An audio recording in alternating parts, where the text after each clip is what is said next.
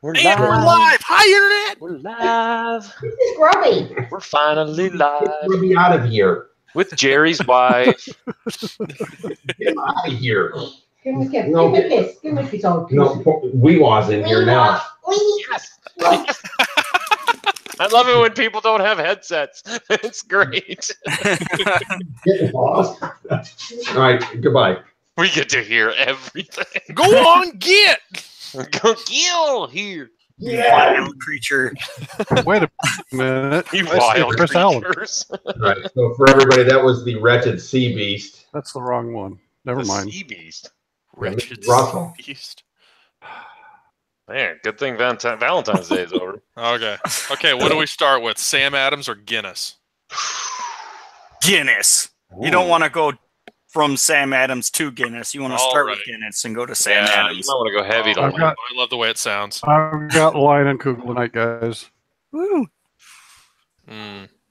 Need a bottle opener there. That should be our snaps. No snaps, just crack a beer open all at the same time. I don't think we could coordinate that. Or just cheers yourself. Cheers.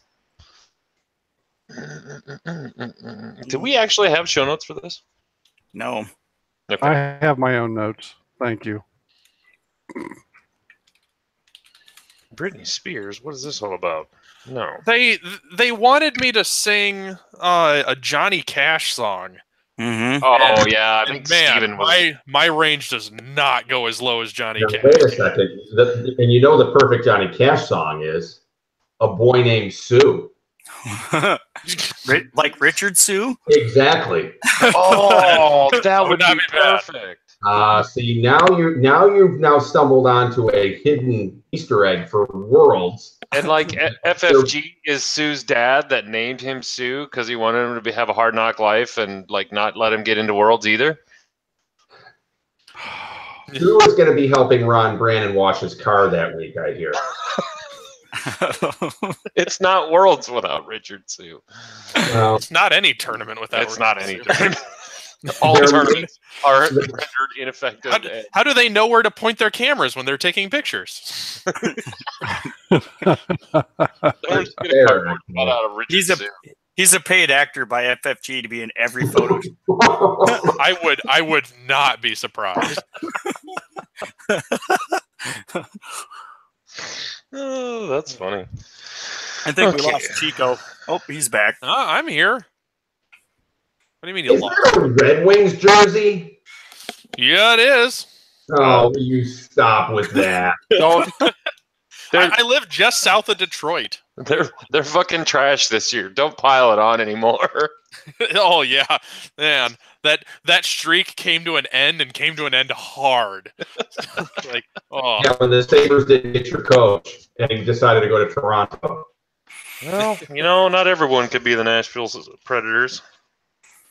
I guess you could do worse. Number one, baby, number one.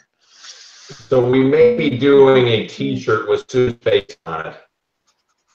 Oh, that could be fun. Just so he can be in every picture. Wow, that's wonderful. Too much light on my end? Seems that way.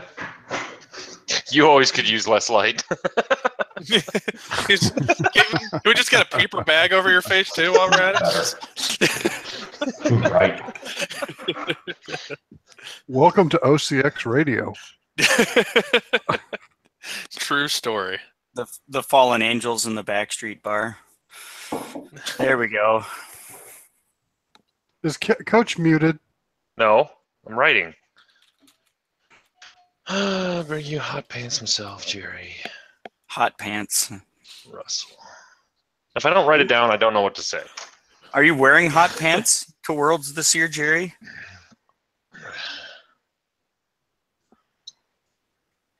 I love it when they freeze like that. I know, so do I.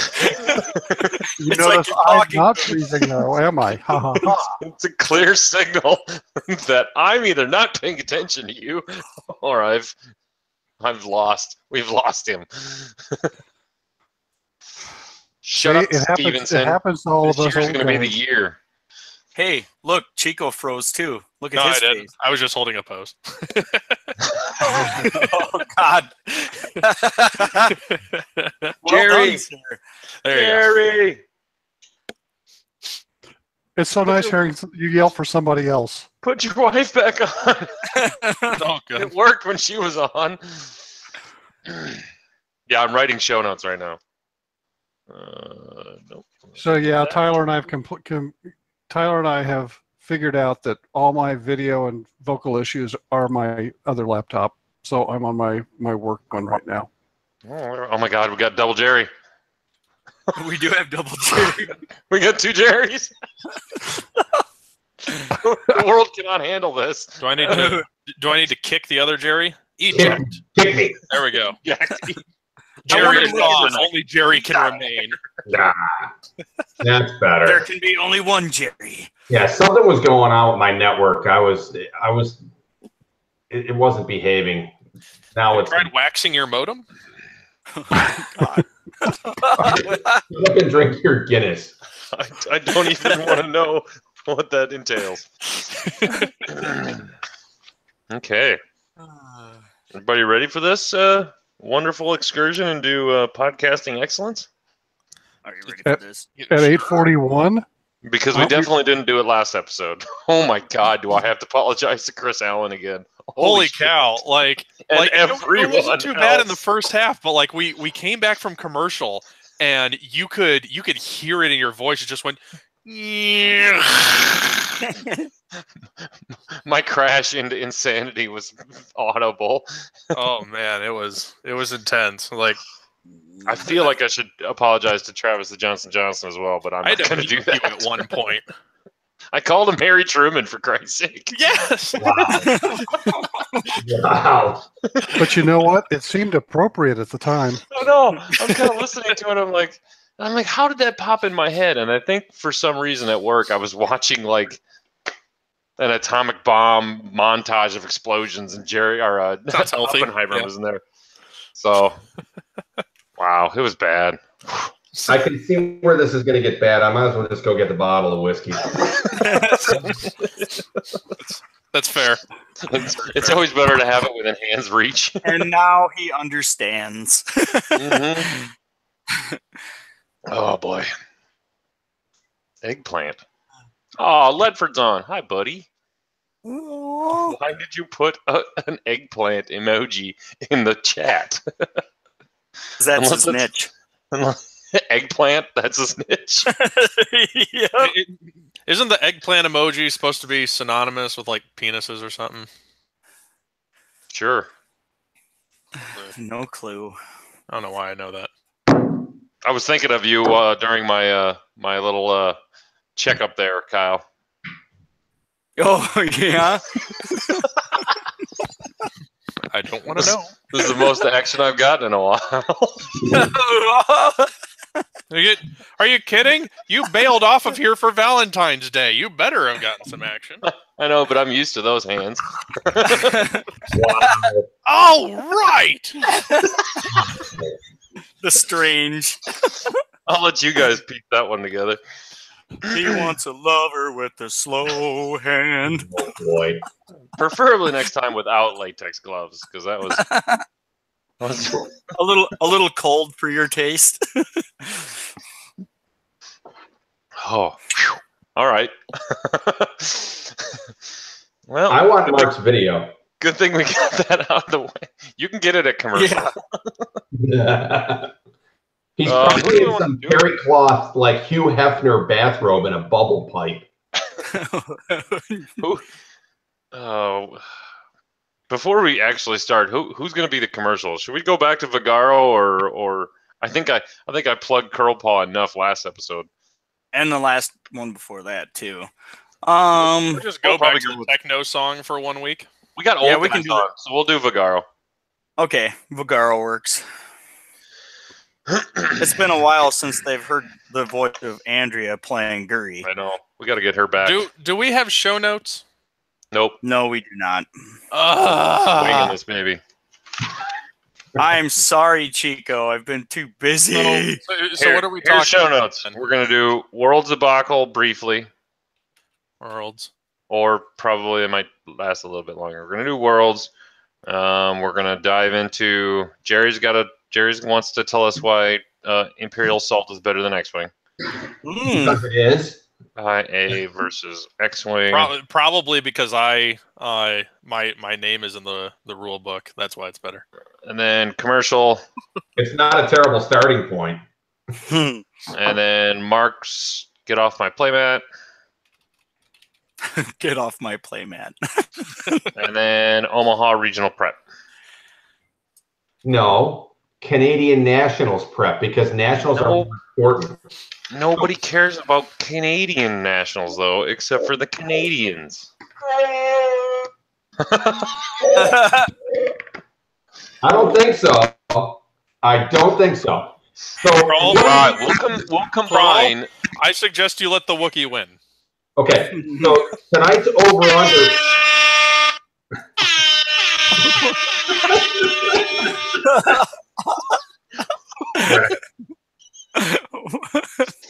Oh my God! Did you reprogram your Chewie mask to do the blah blah blah instead of? Because that's fantastic. Okay. Question is, we'll combine over-under percentage. Go ahead. We'll combine your Canadian Nationals prep with our Omaha Regionals prep. I mean, it's essentially the same thing, right? You're prepping for a large tournament. One of them, you just wear more clothing. What the fuck? It depends on the player.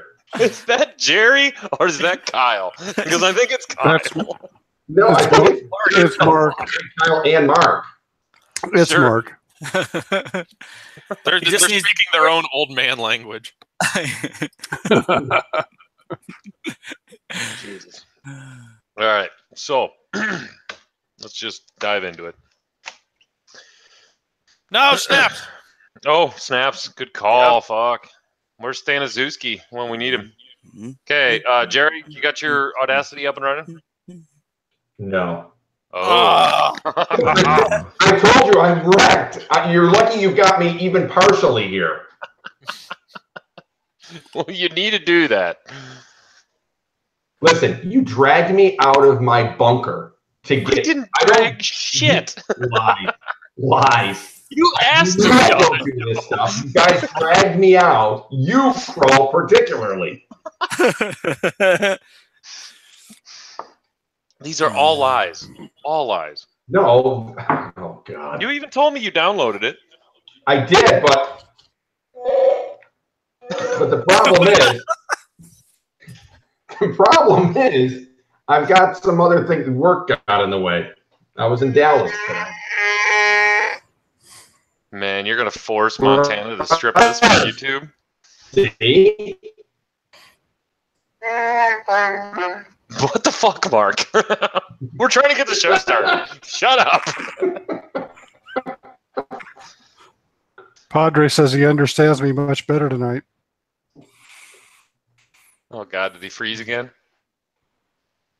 He did. And it's not me. Oh, I'm so glad that I started with whiskey tonight. Yay. I have a feeling Jerry's just going to rage quit. We'll have to get him on at another time. He can do it, though. I feel. Oh, he's gonna... There's Chewbacca. What a Wookiee. Yep, there he goes. Just be lucky that it's I that have found you and not Dengar or Boba Fett. Oh, my God. Oh, well, we enjoyed that bump in listenership for a while. I don't know. Our loyal followers are already into this, so they're enjoying it. Okay. Puppet show, go ahead. Oh, I was muted for all that. That was fun. Yeah, I know. We were wondering. Thriller. My daughter got me the Lego Chewbacca, so I was bored the other day and finally put it together. Oh, that's a pretty good Chewbacca. Yeah. It's like freaking tall. I was not expecting that. Yeah, he's pretty big. He's like what, a 10-incher? Yeah, like about the height of like a Barbie or something.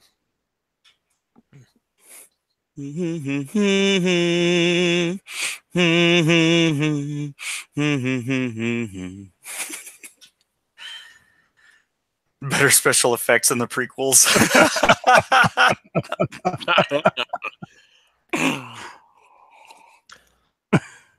Jerry, are you back? Maybe. Maybe he needs to switch Well, we've up his lost video. Jerry and we've lost Coach. I'm still here. I can see Jerry. I can't see Jerry. Boss is giving you the finger. Wow. Mhm.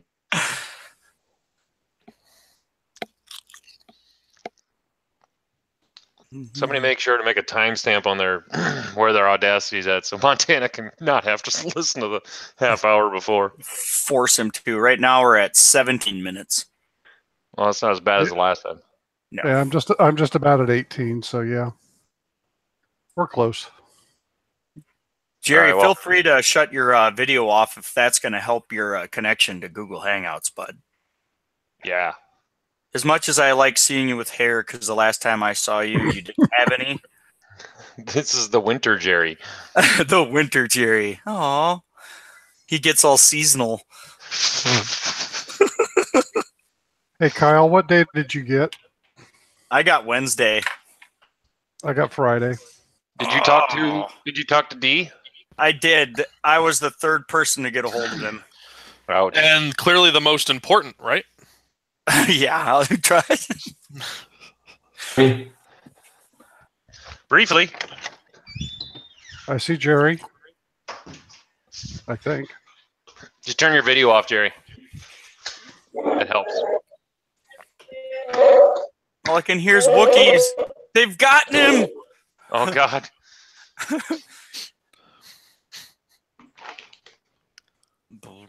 Don't you say poor Montana, Brian. I did. No, I did. Perfect. He's back.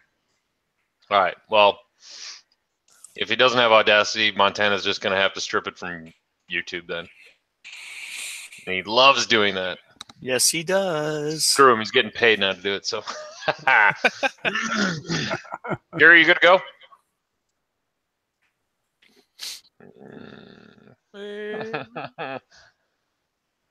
How's it feel, Mark?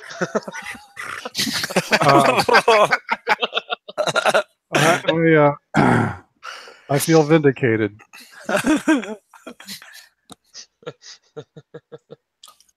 All right. We'll introduce him when he gets back on. I think we should start this. Oh, okay. He's back. Yeah, it's my network is going up and down. So All right. Well, we're just gonna go with it. yeah. Good morning, X-Wing! Hey, this is not a test. This is OCX Radio. Time to rocket from the Delta Pilot to the 4BZ. Welcome, ladies and gentlemen, to the OCX Radio podcast, coming to you live from downtown Orange City, Iowa. My name is Aaron the Coach Kroll. Join with me today, once again, Grand Inquisitor of the Judge Illuminati, Darth Chico Brown. Yes, and I am ready to hit you, baby, one more time with that good stuff, the X-Wing my discussion. No! No! Wait a minute. Am I on the right podcast? You are on the right podcast, and that beautiful voice you're hearing is Uncle Mark Tippett. Hey, guys. How's it going? I'm doing okay. Me too. Mediocre. Bringing up the rear, as always, Kyle, the Sloot Stews. Show me a sign. Chico, hit us one more time. Oh, God. I sure wish we had show notes so I'd be let in on the joke. You're not a big Britney Spears fan, huh, Mark? Who? Exactly. And hopefully for everyone's enjoyment, OCX Radio bringing you the Mr. Hot Pants himself, Gerry Russell. Hello.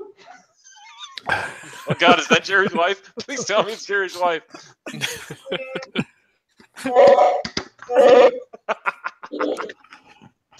Oh, It's drowning Chewbacca. Hello, everyone. Hello, Jerry. Hello. For those of you who don't know who Gerry Russell is, shame on you. Yes. Shame. All right. He is how many titles you got underneath your belt, Jerry? Is that 1 or 2? Or what are we talking about? Let's go with nice. Let's go regionals. I just captured my second regional 3 weeks ago, 4 weeks That's ago. what I thought. Braggart. Hey, what were you flying there? I can't remember. Podash. Podash. Playing Okay. all regional. Nice. Very nice. Well, we thought we'd bring Jerry along with the rest of the cast on today to discuss probably what everyone else is discussing right now. Wait, hold up, Coach. Coach, Oh. I've got a question before you go on. Hey, Kyle. Hmm. Are you going to Worlds? I am going to Worlds. Hey, Mark. Mark Devitt. Yes. Yes. Are you going to Worlds? Why, yes, I am. Oh, cool. Chris, are Yeah? you going to Worlds? Yeah, I'll be there every day. Jerry, you going to Worlds? Well, Oh, by did you get virtue tickets of for my Worlds? regional victory, yes, Aaron, I am. Oh, hey, Man, Coach. I'm so glad we got that out of the way. That's Coach. Everybody's going to Worlds. Are you going to Worlds, Coach?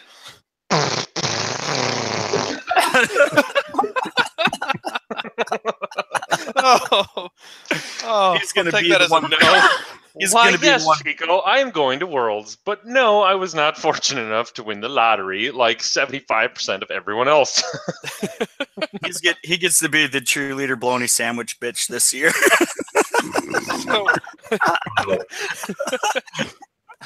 So tell us, Coach, what happened? What happened that you're not going? I apparently didn't cheat hard enough, even though I'm a well-known cheater. I only entered in one email. Oh, it's so sad. The worst part about it was I get I'm all knowing that this is happening. I saw Tyler and I went right to my email. I'm like, son of a bitch, I didn't get in. So I wander in and Kyle's just sitting here chit-chatting with other people at the store. I'm like, did you get in? He's like, huh? I'm like, fuck you. Check your email. And I'm peering over his shoulder and he opens it up and I just see congratulations. And I wanted to punch him in the face. Nice. He did. If not, that wasn't worse enough. We had a bunch of guys coming into the store that night to practice. The next guy that walks in, Alabama, you got a ticket? Yeah, I got a ticket. Fuck. The next guy walks in.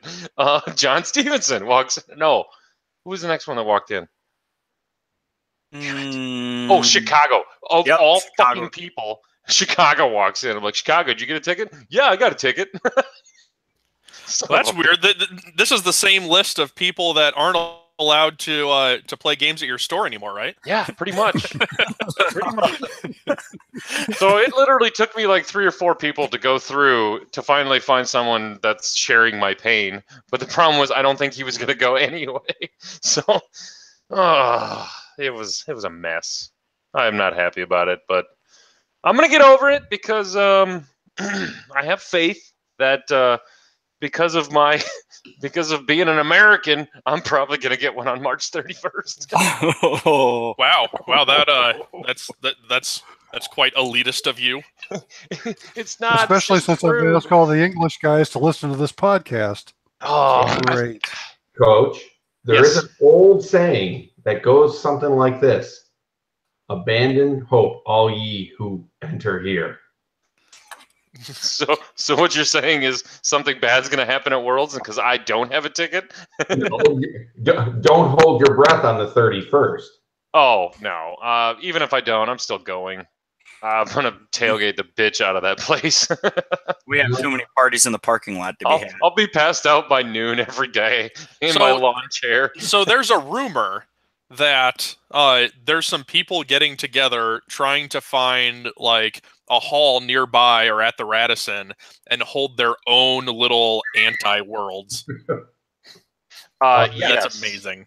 It involves a lot of kiddie pools filled with water with floaties in them, so you can dip your feet in it and play X-Wing and drink beer at the same time. I have my podcast Illuminati thing going on, and the minute I found out like all the people that weren't going, we're all like, "What the fuck are we gonna do?" And I came up with we were gonna do the lawn X-Wing. Like, get the big miniatures of like the X-Wing and the TIE fighters and play X-Wing in the parking lot. Oh my gosh. We were going to rent adult big wheels and have a podcast pod race around the parking lot. But That would be awesome. I think ultimately we settled on just saying, screw it. Everyone's going to bring like all the swag they have, and we're just going to have like a mini #NotMyWorlds tournament at the Radisson. Did they mention if any of this involved like the press passes? Because weren't they offering press passes to some people? They are, Yes. and I've been doing some digging around in that. And what it sounds like, the press passes, it sounds like you're not even going to be able to go into the room unless you have a badge. Well, that's how they've done it in past years. You couldn't even get into the building unless you had a badge. Or, yeah, that's what it's going to be. And so I think what the press pass does is allow you to get in, but you can't play. Right, which is fair. Which But- I've already applied for one of those just in case I don't get one on March 31st. So that application was separate from... Yes. Okay, because the one that really blew my mind was Dion. Because he's the streaming master right now, and not allowing him into the building to help out with some streaming would just be completely insane. The press badge deadline is March 31st. But in all fairness, though, he is the reason why there's Dialgate. So you're saying we shouldn't have him there so that there clearly won't be any cheating. Fair. God That's damn. fair. That's cold-blooded, man. Love you, Dion. But Your grams. no, from what I can understand, the press badge is basically so you can still get in the building and, I don't know, podcast, do this, do that. So hopefully those aren't going like crazy. You mean create a disruption? Yes. And that is what I will do if I get one. Yeah. I mean, Create a I'm going to disruption if report we're playing or and- not. I'm going to report and do interviews and take pictures. And get scraped up off the floor and shown to your hotel room at the end of the day. Oh man, I really hope they don't put the picture of me getting dragged out by FFG security on the world's page. Wait a second. FFG security. The 20-something girl with purple hair. Oh no, dude, they have much bigger people there. Oh man. Don't you remember? I can't remember the guy's name, but he's always at Gen Con. He's the line master. I don't want to mess with that guy. Who's going to make the food if they're doing security and those are the biggest food there, right? True. Oh man. So yeah, that's what I'm assuming the press badge is. And you had to like put legit like your Facebook page or a web page. I put the Facebook page and I put our YouTube channel, which might have been a problem, which might have not been a good idea. But hey, who knows? I could be the You gave them all the evidence. Why would you do that? You're setting up a framing job. So yeah, I don't get a ticket to Worlds, but that's fine. I was gonna win it anyway, but maybe that's what they were scared about. So one of the things that I kind of want to talk about is like what went wrong with this whole system, and frankly, the two parts that really bothered me about the conversation that happened afterwards was, first of all, is people who went on and signed up with multiple email addresses.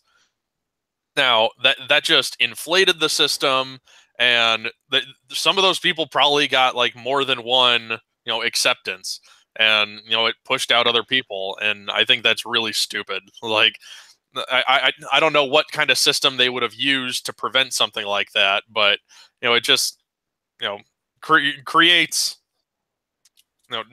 I don't know how to explain it. It just sucks. But no, we are under the assumption that probably did happen, right? That's what. But I think there's a lot. Other people say is like, oh yeah, I signed up with like 10 accounts. Like, great, you're part of the problem. And then the other one was and I don't fault any of these people for doing this because it's the system that was available, is people who really want to go there for like Armada or Imperial Assault, and they also signed up for X-Wing because they're like, I'm going to be there anyways, might as well. And there was a post that circled around after people started complaining of somebody who said, I didn't get in for the game that I wanted to, but I got in for X-Wing. Can somebody teach me this game? It's like, oh my gosh. It's like, Oh, dear Lord. Why are you playing if you don't even know the game? It's like, at some point, I would like Worlds to be, Worlds level. Now, granted, it's a huge event. We got 3 qualifying days, so there's a lot of people there that probably aren't your Duncan Howards and the top people up there. So and I like having that chance of those people getting in there and doing something and having fun, but like having people walking in who is like, oh, this is my first tournament, or I've never played this game before. It's like, oh, come on. Yeah. Prepared to get wrecked by the masters of the middle tables. Yeah, and it's like OCX has a chance. Like OCX has a chance. Part of me wants to like bring a list of all the players that wanted to come and are like really good, and like set it in front of that person and be like, these are the people who couldn't come because of people like you. Like damn it, just a little chip on my shoulder about that. But a point that I want to raise here, right, is situation, because of the multiple emails that we're hearing about, we're still in a situation wherein FA has still yet to realize that they've outgrown Roseville as a facility. The popularity alone warrants a different mentality to an IA, to an ATA, to accommodate all player base, right? Because honestly, let's face it, the player who wants to go to Worlds for the first time and wants to try to spend the casual player and wants to go and do it should have that opportunity, just like, a Dion or an Aaron who have supported the game, a Tyler. It should be inclusive of all player levels who can make that trip. Because here's the other thing that FFG is not factoring into all of these events that people go into. We as players are spending hard-earned OPEX to go to these events. It's not like we're getting free airfare. So my problem is this: they're not looking at it from a larger strategic view. They're just saying, all right, well, let's put together this lottery system, see how it goes, and then go from there. Instead of saying, hey, we've got a really good problem on our hands. We have arguably the most popular game in the world. How do we accommodate everyone? And that's the question that's not, I don't know if it's being asked. Yeah, and to pick up on that, I believe they are actually, all of the side events are being run at the Radisson. Yes. And like we all know the Radisson, they have a huge wedding grand hall there. I've been kind of, just my own thoughts. If you were going to try to do it, first of all, I don't mind the lottery system. I just wish that, like Chico said, what I wish they would have implemented was like, you need to put down $20 or $40 for a prepaid down payment for your registration. If you don't get in, you get your money refunded. That is not a hard thing to set up. If I think, anything about websites, but I'm pretty sure you can do that. Yeah, but the problem with the lottery or that type thing is you're still going to let players who don't have. If this is the World Championships we're talking about, right? We're not talking about a system open. We're talking. This is for the World Championships. People are coming from all over the globe. So perhaps the logic is they create a criteria of how you would qualify to even be a participant, right? Right. So, like, all right, granted, one step is you win a regional or you place high at Gen Con. Well, then you've got to extrapolate that out. There has to be other criteria for you to, like, almost like an application, like a proper application, not a lottery. That way, then if you have a consistent application process, then the player can't feel, slighted that they didn't get, that they weren't selected in 25 or 30% of a lottery. Right. But they have to change that and get to that, though. I've been wondering if, and I threw it around with a couple people, if they did like Saturday was the championship Swiss, where you have your regional winners, your national winners, your all those other winners. That's the day that they get to play. That's set aside for them. They have a reserve seat for that. Wednesday, Thursday, and Friday are open to anyone. And in order to get into Saturday, you have to do like they do the system open thing where you got to go at least like 5-1. That way you're incorporating both getting anyone who wants to go into the game. You're freeing up a ton of seats because all those regional winners, and even go to like a top 4 in a regional, you get a reserve seat at Worlds. Because some regionals are pretty damn hard just to win, let alone get in a top 4. The competition, regardless of regional size, I think the lowest regional we've seen was 44, and the competition is just as stiff. Yeah, believe me, we had 2 OCX guys there, and our own John Montana couldn't even couldn't pull that one out. So it's a good point, Aaron. When you look at it wouldn't be hard for them to sit down and say, all right, here's the criteria for a successful applicant. And then players can apply or not apply. Again, it comes back to, and some people, everybody wants to go there. I get it. I agree, especially since they moved it to May where it's not the dead of winter. It's it's a little more enticing in May than it is in November, but I still think, yes, everyone should be able to play at the World Championships, or at least have a chance. But I'm just saying, if you did well enough in the season, you should have a reserve seat, at least a top 4. And then you have your championship Saturday, and then the final cut to a top 16 on Sunday. I know it's a long-ass week of X-Wing, but it's going to be that anyway. Yeah, there are some who disagree that it shouldn't be open to everybody. And by doing that an application process, you then filter that out. I'm curious to hear what Mr. Tippett has to say on this. Yeah,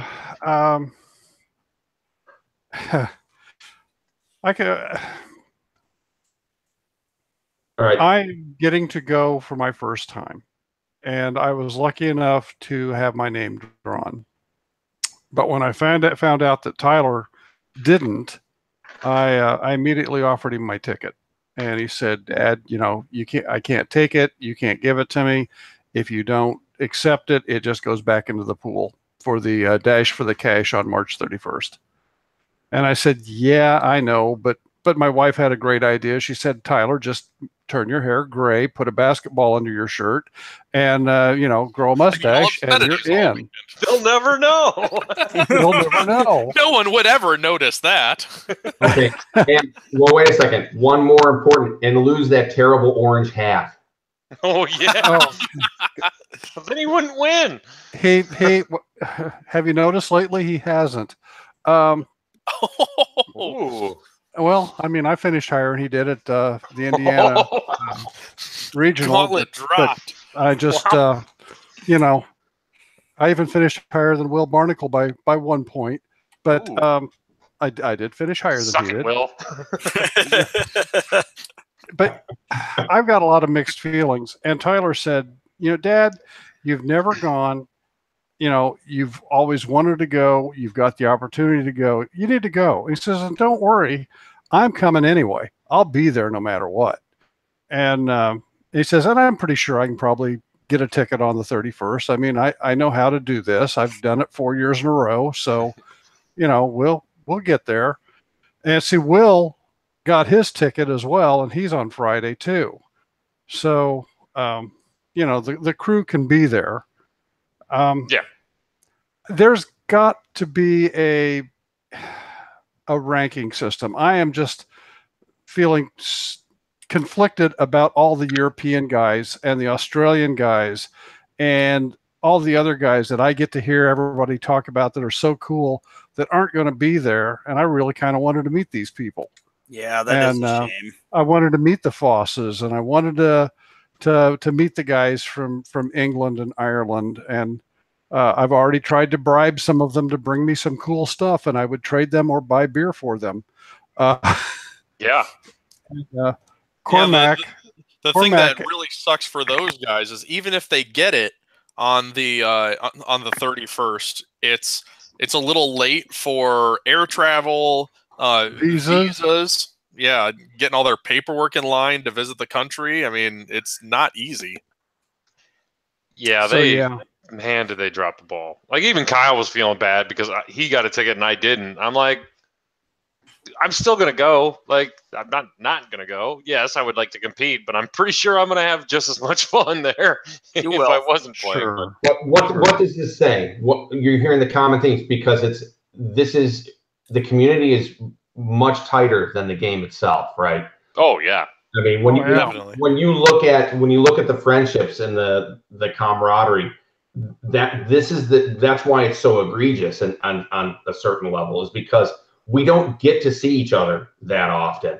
And, this is an important event on the calendar for everybody. It's everybody coming together. Yep. FFG really did rob a lot of, basically this year's, like you said, there are tons of people where that's the only time they get to meet them and hang out and just have a great time for a week. And then all of a sudden they didn't get a ticket and now they don't get to go. Like, that's bullshit. And for one, I don't understand why this all took place February. What, we had to get our emails in like February 15th or something like that?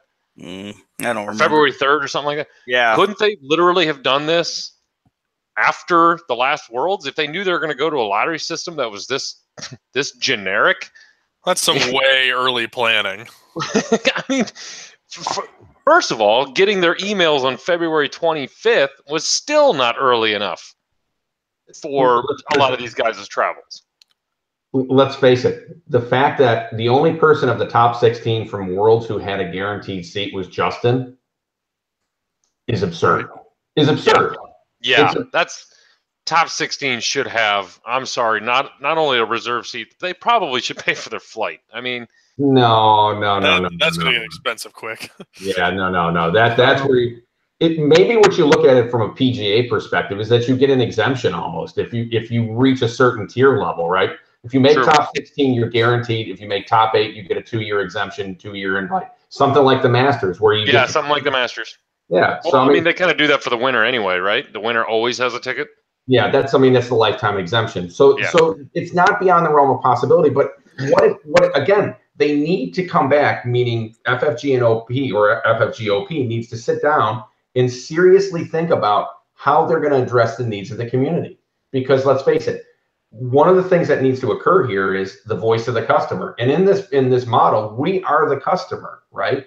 It's not like we're not buying product. It's not like we're not supporting these events and going all over the bloody country and all over the world in the case of Richard Sue, going to Europe. I mean, so I would probably even take that further. We're battling over acrylic tokens. I mean, come on. I would even take that further, that the people, a majority of, the people that are the big famous names that didn't get in, those are the people that are pushing your game. Those are the people that are getting new players into your game. Like, it's free paid advertising what we're doing right now. It's again, it's a great problem to have. And if they could see, here's the thing: we don't know what is going on. Right? And this, when I was upset on Friday night, I want it to be very clear. And I'm not that one person. I'm Jerry, you're cutting out. You're cutting out. It Start won't over. It won't It's cut not out on me. his Audacity though. Does He he doesn't have have Audacity Audacity running? going. Oh, Uh-oh. Try it again. Take 2. Oh, we lost him. Oh, we lost him. Right in the middle of a good discussion too. Yeah, I believe That's when it happens. I believe he was going to go on his rant. He was pretty hot Friday night, and he took to Facebook and let everyone know. One of the things that really gets me tapped a little bit is the fact that you know this event's coming. You look at all these hotel rooms. The hotel rooms are filling up. You reserve a hotel room, and then you're supposed to reserve that hotel room for the whole week, just in case what day you get. Another thing too, fortunately, a lot of those things allow a cancellation policy. Like all of these things where you don't have your guaranteed spot, I would be checking cancellation policies left and right before I went to it. The Radisson only had, they have certain rooms that you cannot cancel. Believe me, I looked. I think Chicago has one of the cancelable ones. I got one of the cancelable ones just in case, but I don't usually plug other podcasts, but if you listen to the Minox from this week, that was pretty insightful. There was some pretty good conversation about this topic and other things. Yeah, and significantly more swearing than normal. Yeah. I was so impressed. Like, they just threw that freaking PG rating right out the window. Farmer finally stepped up. Yeah, they were definitely a little more hot than we are today, but I think that's just because we've had a couple of days for it to settle down. But rightfully so. Come on, Dallas, Farmer, and Tyler. You could go down the list of all the people that didn't get a ticket. That I don't want to say they should have a ticket, but fuck, they should have a ticket. I'm sorry. Yeah. Of all the people that ferry this game along, those 3 names right there, Dion. Jeez. God. Yeah, there's a lot of people that I've seen where some people are complaining of don't you know who I am? I should be in. And granted, there are some of those people. It's like, okay, this was a lottery system. You don't get by on simply your popularity, but there are some people that I agree, like at least the press pass level should be, it's like those people should be getting something just to at least be there, regardless if they're going to get to play or not. I was super flattered that I was mentioned in a lot of these things, but believe me, guys, I should not deserve a ticket to Worlds. There are much better players out there than myself. I'm okay, but no, believe me, there's a lot of players out there that should have a Worlds ticket over me. But you can't see me, but I have. I'll give it a good run. I have my hand up as well. So now I have to bring 4 Y-wings with TLTs. Yeah, you do. Yeah, I want those reason babies I'm painted, judging, though. not playing. It's like I am not good enough to play. Mark, I want those Y-wings painted in OCX black and blue and gray and whatever, but they better be painted for Worlds. I'll have to figure that out. Your son knows Luke Carrington.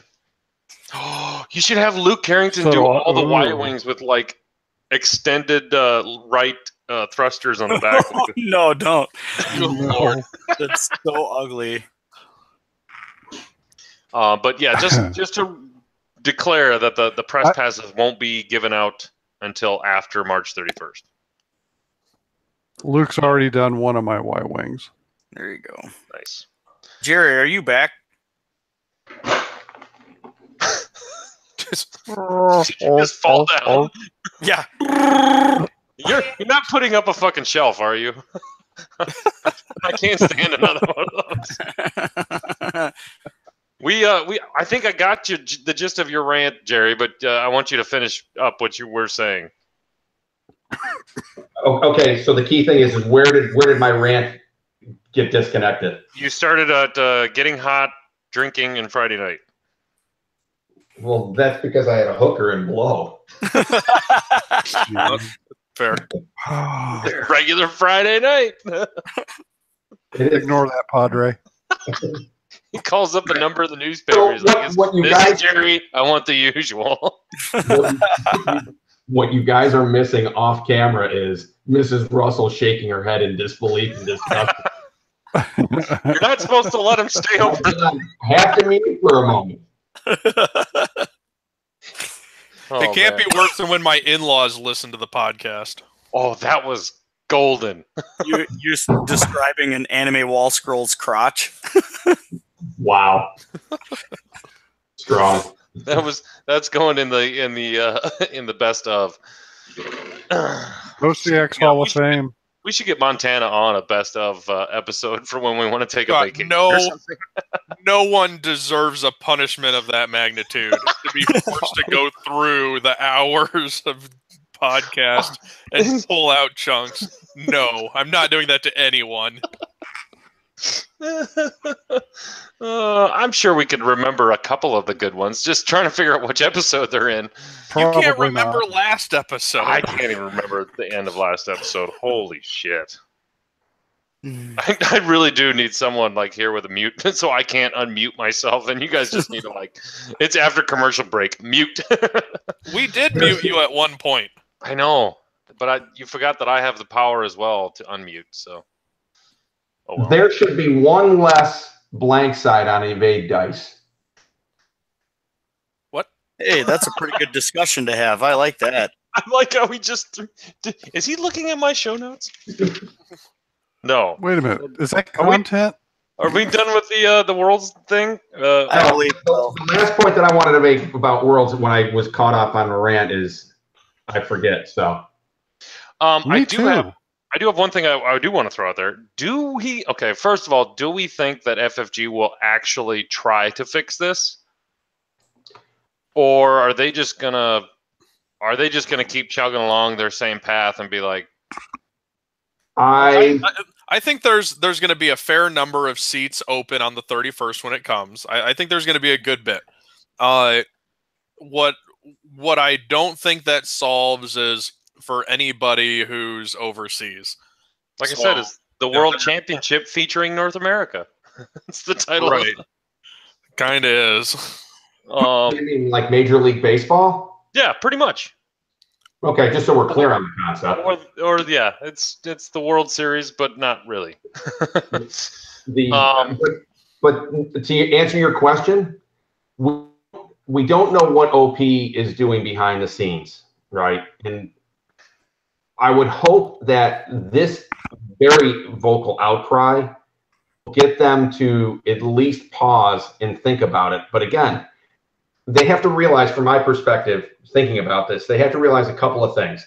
Number one, they have to realize that X-Wing's outgrown Roseville at the FFG HQ Center. They have to do something special for X-Wing. They can't, if they want to accommodate people and be inclusive, right? Yep.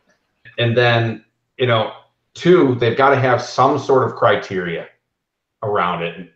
Just that, and listen to the voice of the customer, because again, I go back to the point of we're the ones buying the product. We're the ones traveling. Here's an interesting point. They're going to have Legion at next year's Worlds. Yeah. Holy hell! If that where takes the hell off, are you going to put them? Right? I think it's the PF Chang's over at the mall. that's where the Armada tournament's at. Oh my God. No, if you think they've got a shit show now, wait till because how big of a space do you need for our Legion? You need like a 6 foot by 3 foot space, don't you? What I'm going to suggest is this. All of our problems could be solved if we went over to the had X-Wing. The Radisson? No. Let's go to the sports bar. Oh, yeah. We can do that. I might have something in the works there. I might give them a call, see if they're busy that weekend. But okay, so other venues, where are they going to go then? I mean, are they literally going to rent out the convention center, which probably wouldn't be a bad idea because there's a lot more hotels, a lot nicer hotels. Sorry, guys, the Radisson and the Key Inn. The Key Inn is classy. Oh my God, you shut your face. I don't know what you're talking about. I still take an extra minute in my showers just because of that place. Yeah. Cucaracha. But what they could do is do it at a convention center or some large space, right, for all of their titles, or at least X-Wing. Then what you do is you bring it back into the headquarters for the cut for either the day 2, because it's obviously going to be scaled down. Then you have the space to accommodate it. So for the early rounds, just get a larger space to do it, then scale it down. And you could probably cut down on the days. Exactly. You could literally fit all 400 people in the convention center and just go nuts. Yeah, but Aaron, it could be more than 2 flights. No, you do 2 or 3 flights. Right. Just rent out the new Minnesota Viking Stadium. Yeah. The sand crawler. The sand crawler. Holy shit, it does look like that. It does. Yeah, just rent the sand crawler. Look, that's awesome. That's what I'm going to call it from now on. It's a big-eared sand crawler, dude. Sand crawler. Now, Oh, man. How much are the tickets for $80 for Worlds? $80. Now that is something that I am very surprised if we're gonna get that many just random people. Like it's getting up to a price point of there's people who just aren't gonna want to go because it costs too much, and they know is like.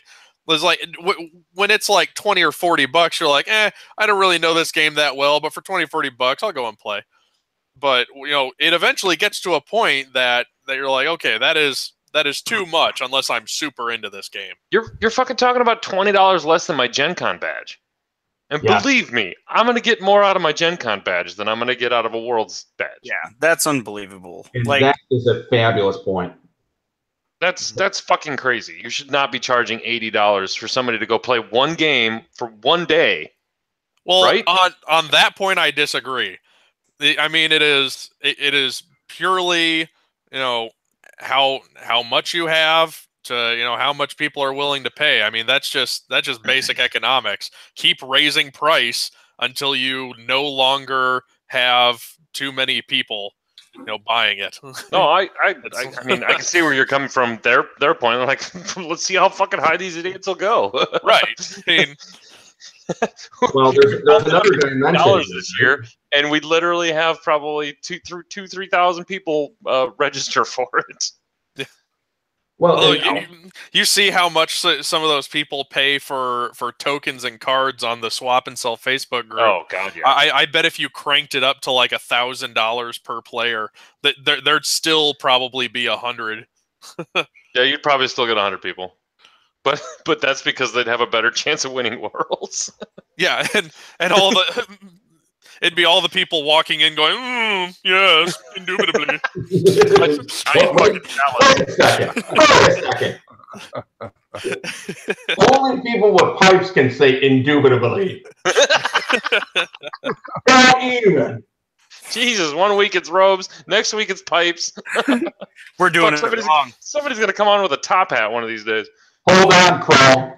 Oh, please tell me this is going to happen. Coach, what was our next topic of conversation since we kind of hit the world? Next topic was Gerry Russell going to try to convince us that Imperial Assault's better than X-Wing. Now, I will agree. I played Imperial Assault way at the beginning. My name's in the rule book. I was a playtester for that. It was a lot of fun doing that. I was super excited for the game when it came out. I own everything they have for it. But I do not play competitively. I don't play skirmish. I only play campaign with my buddies. So, Good Lord, he does have a top hat. Yes. That is amazing. Jerry, Yeah. that right there with the hot pants next year for Gen Con, that's the look. Yeah. You think that the old penguin skin top hat's the way to go, eh? I think that is the way to go. You might outdo Sable Griffin this year. The problem is, Good Lord, that's tough. well, the problem is this is a real antique, and I don't want to destroy it. Oh, then don't do that. Oh yeah, don't bring that around all us nerds. So, Yeah. Jerry, since Yeah. you're gone, we decided to slot you in. Why is Imperial Salt better than X-Wing? Because it's more balanced, and we don't the fastest and win. I'm not. Turn your video off quick before we lose you. Hi, babe. The top hat was cute. Oh. There you go. All right. Am I breaking up now? Not now. Okay. Why is it better? Because it is, first of all. And I'd say right now it's in a better, the game is, as only playing it less than a year, I've observed that right now it's significantly more balanced. So you're saying right now it is, because last time I talked to Paul Heaver about the balance of Imperial Assault, he basically said it was like one or two lists, and it was always the brand new thing that came out that was just dominating the living shit out of everything. We've seen in the regional season, Chris, for IA, every single faction win with different combinations. So it's in a really cool place, and I've enjoyed it a lot. Now, this is all tongue in cheek, but it leads to one of the concerns that I have about X-Wing is if I playing regional with I think it's just there's something about X-Wing that unless I'm around the people that I know and I've known for years, and it's just the game itself. I'm struggling with it to have fun, and part of it is having competitive fun with that. You don't feel like you need to go take the Aaron Kroll Roseville shower with. I mean, most notably Ben right now. I mean, it's just that's why I'm having more fun with IA right now. And I think honestly, I don't know where the game's going, but I think it smacks to a larger concern of why I've kind of like been reevaluating things. Now, obviously, I've been on a tear lately in regionals, and I've had really good luck. So, I mean, that certainly helps things. But again, when I look at, I'm going to Canadian Nationals in 3 weeks with Sue, Grasser, Julian, and I'm trying to think, Jill McGlinchey's going to be there. So there's a whole mess of us heading up there. It's the only reason why I'm doing it is because I want to see my friends. I want to be with my friends. I'm not going there. I could care less if I play at Canadian Nationals. But you would say that X-Wing is better when playing with your friends. Yes. Okay. Well, I just want to put this out there. I definitely want to change the meaning of golden showers to Roseville showers now, because I think that fits.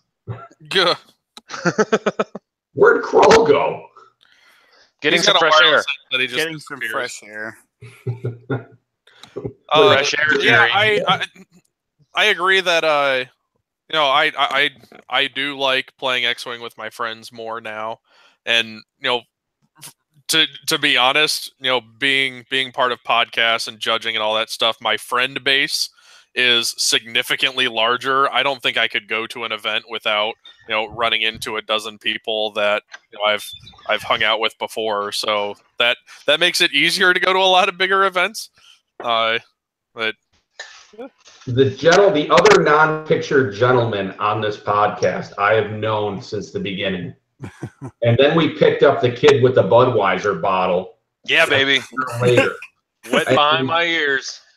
And I mean, that's what makes this so special. And when the game is in a good place and we're enjoying playing and we're playing competitively and you're not, the other thing about it is the gamer gene also gets into this, right? Is gamers never going to be happy. No one is ever going to be happy about X-Wing completely, right? There's always going to be something to complain about. That is just the nature of the gamer mind. I get that. But you know what? We got to get back to, what's important about the game and is being, just being competitive and not seeing, 4 out of 16 or 6 out of 16 Fen Ghost because it's broken the meta, right? So I don't know. This Not in Portland. Not in Albuquerque either, man. I will say that one thing Imperial Assault has on X-Wing that I enjoy is that new app that they came out with. Yeah, it's pretty sweet. I like the couple of games I've played of Imperial Assault. I found were very fun with the campaign. Yeah, and Jesus, I wish X-Wing had a campaign. I could sell the hell out of X-Wing if I had a campaign to go along with it. Yeah, I mean, Heroes of the Atari Cluster does give that dimension to it, but it's not the formalized campaign that FFG. I mean, I get that, and I think, and that's one of the big. When you talk to people who play IA, the first thing that they're going to say is they love the campaign because it's almost like a live role playing at that point, right? Because you're behind the character. So, hey Jerry, you remember Hey Jerry, do you remember our first game? Yeah, those stupid ion cannon Y-wings. They were the worst. Fuck, they were the worst. Oh my god. Yeah, but well, wait a second, Mark. Do you remember what it went against? Well, I know Wedge was involved because you kept moving your rookie X-Wing and calling him Wedge until I went, hey, Jerry, that's the wrong ship. And you got kind of pale and said, oh, I got to go DQ. And I remember that. I said, no, here, watch. And I traded the place. It says, okay, why don't you go ahead and beat me and let's go get a beer? That was the Return of the Jedi build. Okay. It was Lando, Wedge, and Arvel. Oh, nice. Back in the day, man. Wasn't as good as my Turfiner, Sunterfell, and fucking like Howl Runner or something like that. Let's joust with interceptors and a TIE fighter. All I can remember is I walked a Falcon off the board and something else during that first tournament, and everybody in the world did not want to play me. And it was the worst list ever put out at a national tournament. But boy, I sure had fun scaring people. That was a fun tournament. That was the golden days of X-Wing. So that was even before the first campaign against cancer, then. Yes. Right. This was this was 2013. 13, because my first Gen Con was 2012, and we saw that X-Wing was going to be released in 2013. Yeah. And that was the Lando Calrissian one. Yep. That was the still pictured Lando Calrissian one. Yep. That I gave to Farmer for free beer at Worlds. Yeah, and that Gen Con was the old Kessel run where you could win the Falcon and the fire spray and all that. I mean, that was the first thing. I'm surprised that when we're talking about that, it's been a while since you've seen sort of the giveaway thing like Imdar Alpha or thing. Yeah, that kind of went to the wayside. Oh, that cost money. That first tournament with the Falcon and the fire spray, that was the tournament that was happening like a week before I got my core set, because I walked into the game store and he had it advertised and I was like, sweet, I want to come to that. Do you got ships I can borrow? And he's like, nope, you got to buy it now. And I was like, not going to happen today, but I'm working on it. So I didn't get to play in that tournament, but I was in just after that. Jerry, why is Imperial Assault keeping up with their numbers, or are they losing just about every Star Wars game out there except for X-Wing? I think with the balance, I think it's starting to gain some notoriety, and I think it's starting to gain. I don't think it's bleeding. I don't think it's bleeding players like Armada's bleeding players. Oh God, that's fucking. So I think what's happening is triage right there. Yeah. Oh my gosh! I picked up an Armada collection because it was just ridiculously cheap, and I was like, I wanted to get into this game just to at least have the models, and I got a set for just stupid cheap. Yeah, and the thing, because the models are so nice, I'm not going to ditch mine for bargain basement price. I'll just keep. It's better to keep them at that point. Yeah, I mean, I've been trying to just find things and selling the swag in that. So I mean, it's that seems to be. I'll get more margin on that. But to answer the question, I think the player base is holding steady. I don't think it's bleeding players. I think it's picking up. I would say a little. Meaning I don't think it'll ever reach. It's never going to compete with X-Wing, but I think some of the early problems that it had chased people. I'm surprised. Really, what I'm surprised is that a lot of the old Star Wars miniatures from the WotC days didn't jump in on it. You know, Doug Kinney was he was a long time WotC player. So. One more quick question from the chat. Lance, aka Mad Medic, has a good question. Do you think Legion is going to hurt Imperial Assault? It could. I asked Alex point blank at Gen Con last year during the demos because that was kind of the crux of when I was going to be jumping into IA at the urging of Julian and Heaver and Grasser and those guys, right? I don't want to jump into a game if it's going to be speciated within the next 12 to 18 months. And Alex flatly said, no, it's not. IA is not going anywhere.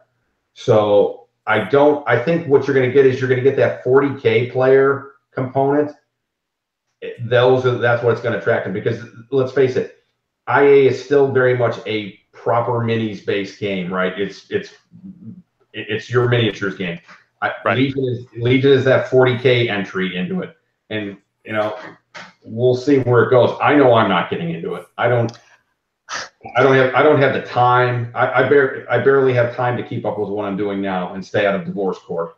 I question FFG's intellect and why they even tried. I mean, I can understand they're going to try to steal from 40K, and they might. But man, I don't know how many 40K players are going to make the jump. I just don't. Well, look at Rune Wars. Where's it at now? Yeah. Look at pretty much everything that's not Star Wars that FFG's putting out. Yeah, but see, I think that's the logic behind it, and this is where they need to apply more of this marketing savvy to their OP, because that's start doing focus groups. Because let's face it, anything with Star Wars, including The Last Jedi, is printing money, right? Anything that has that stamp, even if it's the biggest pile of steaming garbage, people are still going to go and buy it. And so if they put an entry part, and I think the smart thing that they're doing is they're getting all of their expansions going. But the problem is similar to Armada. How far can you take it? What I mean, I'm seeing ATRTs, really? So that was Revenge of the Sith stuff, right? So okay, but you know what? There will be those players that will do it, and then that will touch off a whole other argument about why is this game suck, because the mechanics aren't similar to 40K. I'm just trying to figure out how much the AT Walker is going to cost when it comes out. I'll probably buy one of those just for the frickin' miniature, but see, that's the thing. One thing I think we'll all agree on is the quality of the miniatures, right? For what we're seeing, I would say IA not so much. They've gotten better, but anything Armada or everything I've seen on Legion, it's been top notch. They look really nice. Yeah. Well, I'm still kind of pissed they're not painted, but that's all right. I can paint. I can do it. But that's a time sink, Aaron, right? I know. Trying to sit down and paint an IA army, it's like I got done. I had to do it for a regional season, and the next thing I know, I got painter's cramp because I'm trying to paint all these pieces. It's easy. You just paint great suck on everything, and then it's good. The last fig I painted was a BattleTech fig, and I think it was the year 2000. Oh my! I mean, hey, I can't. I'll talk to you guys after the show, but I might have some news on. I can't say anything right now. Okay, so we are going to go into commercial because we have some senior citizens on the show. Vigaro was kind of getting pissed that Curlpaw was taking all their time. So, Vigaro, take it away. Get another beer. Commercial. Oh, welcome to commercial time, Jerry. This is where we usually get a beer, take a piss. Fart? Fart? Yes, you can fart. I mean, you can do that anyway. But put our top hats away. I'm going to go get another beer. I'll be right back. I'm gonna go pee. And I'm gonna sit here and try to be entertaining. It's not gonna work. All by myself. You're not all by yourself. We should do like a Britney Spears concert right now, right? Hold on. I'm trying to remember. Would you say baby, that this? Baby, how was I supposed to know? I'm not jumping into this. Something wasn't right here. Kyle, would you say that this meta is toxic?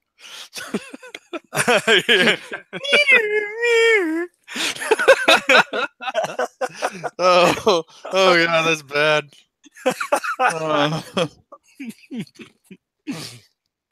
The ships on the board are toxic. They've got me. Please stop. All right, I'm gone. But before we get to the part where we have to shave our heads and go insane, right? Yeah, and attack people with umbrellas. I can't believe she bounced back from that. I'm honestly impressed. I am super surprised too, because look at all the other ones that didn't come back, and they don't even look the same because they've had like 70 botched plastic surgeries, and she's killing it in Vegas. Yeah. I don't know how those entertainers do it. It must just be an amazing amount of money to go on stage night after night after night after night at the same venue and just do the same show. That would drive me nuts. Look at all of our listeners screaming at us. No! Don't do it. Sorry, I can't do Johnny Cash. Yeah.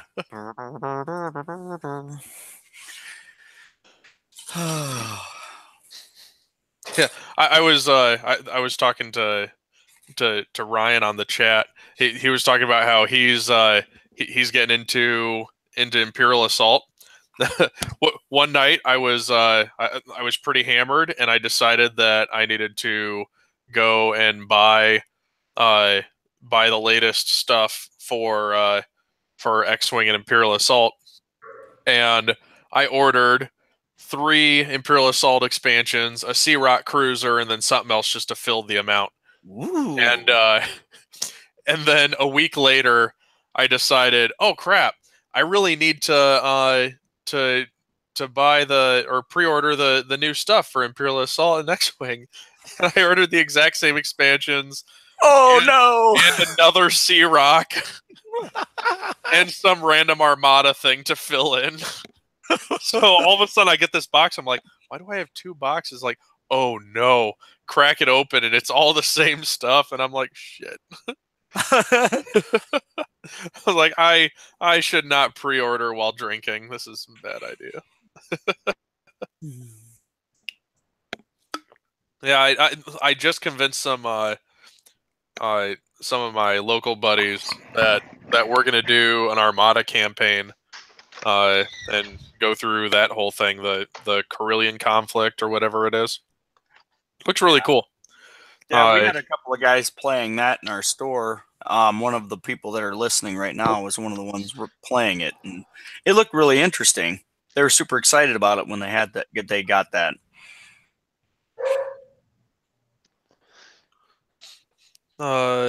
Somebody's asking, app question. Ran a tournament and noticed there's an export feature. Is that an export for it? The export button on the app does not work. It literally does nothing. Don't press it. Or press it. It's like, I'm sorry. I believe it just pops up a message saying this doesn't do anything right now. So sorry. I'm super lazy, and I don't know how to make the export work as well as it does on the desktop. So I really don't know where to go with it. So I kind of stopped. I don't know.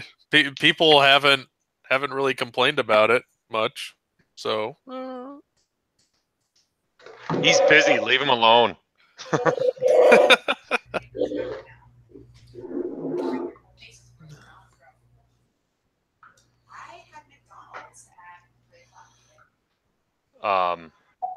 Yeah, so hopefully by next week I'll be able to play audio over through Hangouts, which is going to be pretty cool.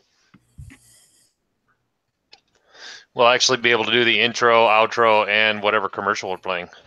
It's neat. Like during the live show.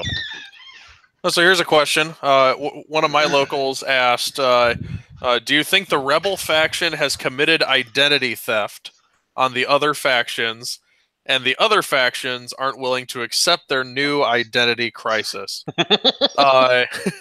Well, I think Imperials are still pretty much the Ace faction. It's just that Aces aren't really excelling right now. I don't know how they're ever going you to break have out. Palpatine stapled in there, taking up, almost 30 points of your list.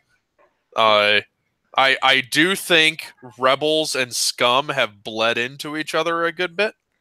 Because, Scum started off as, a whole bunch of just, fuck you abilities. And it definitely seems like, especially when you look at Ghost Fen is just full of, fuck you abilities. And it was like, the Rebels used to be the, hey, let's help each other and create some super weapon. And, granted, Wait a second. Coordinate, it does a good bit, but everything else in that list is just screwing people over. FAA helps out very nicely. Chris, you don't like the PS11 boost of the Ghost? It's damn good. It is.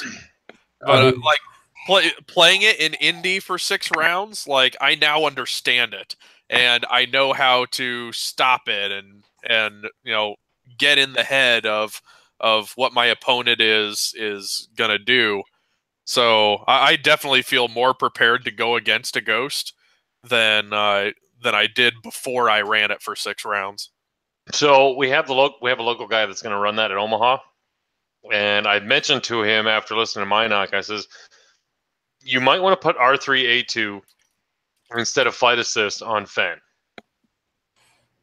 Just because... It's not a terrible idea. The only downside of that is you end up stressing yourself, and then you can't do the other ability, which, frankly, if you're bringing R3A2, you're using that to stop all of the expertise people. And if you're stopping the expertise, you're not worrying about stopping tokens. You're putting it on Ezra. I mean, at that point, because you're shutting Fen off. I mean, I get it, but really, but Fen is needed for some matchups, and then R3A2 is needed for some matchups, and the PS11 boost is needed for all matchups. Yeah. And I have a feeling that the R3A2 is the right piece to help out on everything that's teching against you right now. I so want to bring Y-Wings against that whole list. I just was ready to play him. Stop the whole conversation, and I just want to bring Y-Wings. It's like he's got it on a loop, on an audio loop. It's just like he hits a button. I just want to bring Y-Wings. It's crack shot A-Wings. 900 miles an hour, range 1. Eat it. Oh, I've got auto thrusters, and I've got 3 dice. Oh, and I'm going to take that evade token. Thank you very much. Or a focus. So somebody brought up the idea that we're going to start doing the 2 upgrade cards combined, like the integrated astromech and the R2 promo card. And of course, Seth goes, you should do one with VI and adaptability on one card. I go, what, for A-Wings only? He goes, yeah. Wow. I was like, that's such an OCX thing to do. Maybe we'll put that on the backside of an actual useful card. Speaking of, we got to get on that shit. Damn it. Gerry, when you see me up north, I'll have a card for you. Okay. That I look forward to with anticipation. Bob Swaim made it. Okay. And I'm having it made up. So I just got some cards from Marius over in Poland, and they are exquisite. The Maul crew card that he came up with is insane. Hold, please. You guys have got to see this card. Where the hell is it? I got my Millennium Condor Bala de Fusion. Yeah, I got it right. Even though, because I had to say it like 5 times Monday. But Oh shoot! Let's see hold on. that. Let me present you. Hold on. Just give me a second. God damn it. Wow, that is pretty sexy. All right. Oh, that is nice. Nice card. That is pretty sexy. And here's the Boba Fett crew that he did. Oh, I like that. That's Yep. the kind of artist we need to find. Yeah, we need to find that guy. No offense to the guys that Kyle's trying to find, but I like the fact that we've gone through 2 Fens already, and it's like he's typing in who Fen is, and he's like, this card image. He does a mock of it. I'm like, oh, so he got one that looks exactly like this one, and then the next one is, well, he got this image. But no, I got. I can't tell exactly. One's a bomber, one's a TIE fighter, one's an interceptor, but it's all from the anime that they made, the Imperial anime. But it's all in French. So Seb Brady over in England had made a series of Y-wing cards. There's 4 of them in the series, and they're really sweet. But there's no way I'm paying to and having them shipped over. yeah. Well, the shipping's not so bad. It's just how much is he charging for the card? About 12 pounds. I don't know what that is. That's a nice card. Fuck you, Gary. Fuck you, Gary. Fuck you. I just caught that out of the corner of my eye. I'm like, what is... Oh, God damn it. Oh, yeah, John, you do read French. That's right. He told me what they were. Black Squadron, Saber Squadron, and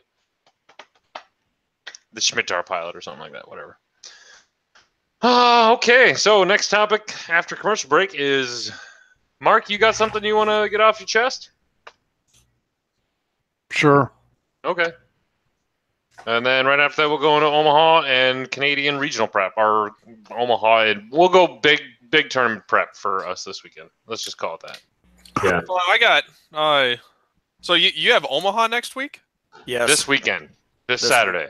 Oh, this Saturday. Okay, so a week from this Saturday, I've got Michigan. Which, holy hell, that almost turned into a clusterfuck because the place that's holding it had evidently like massive rain damage.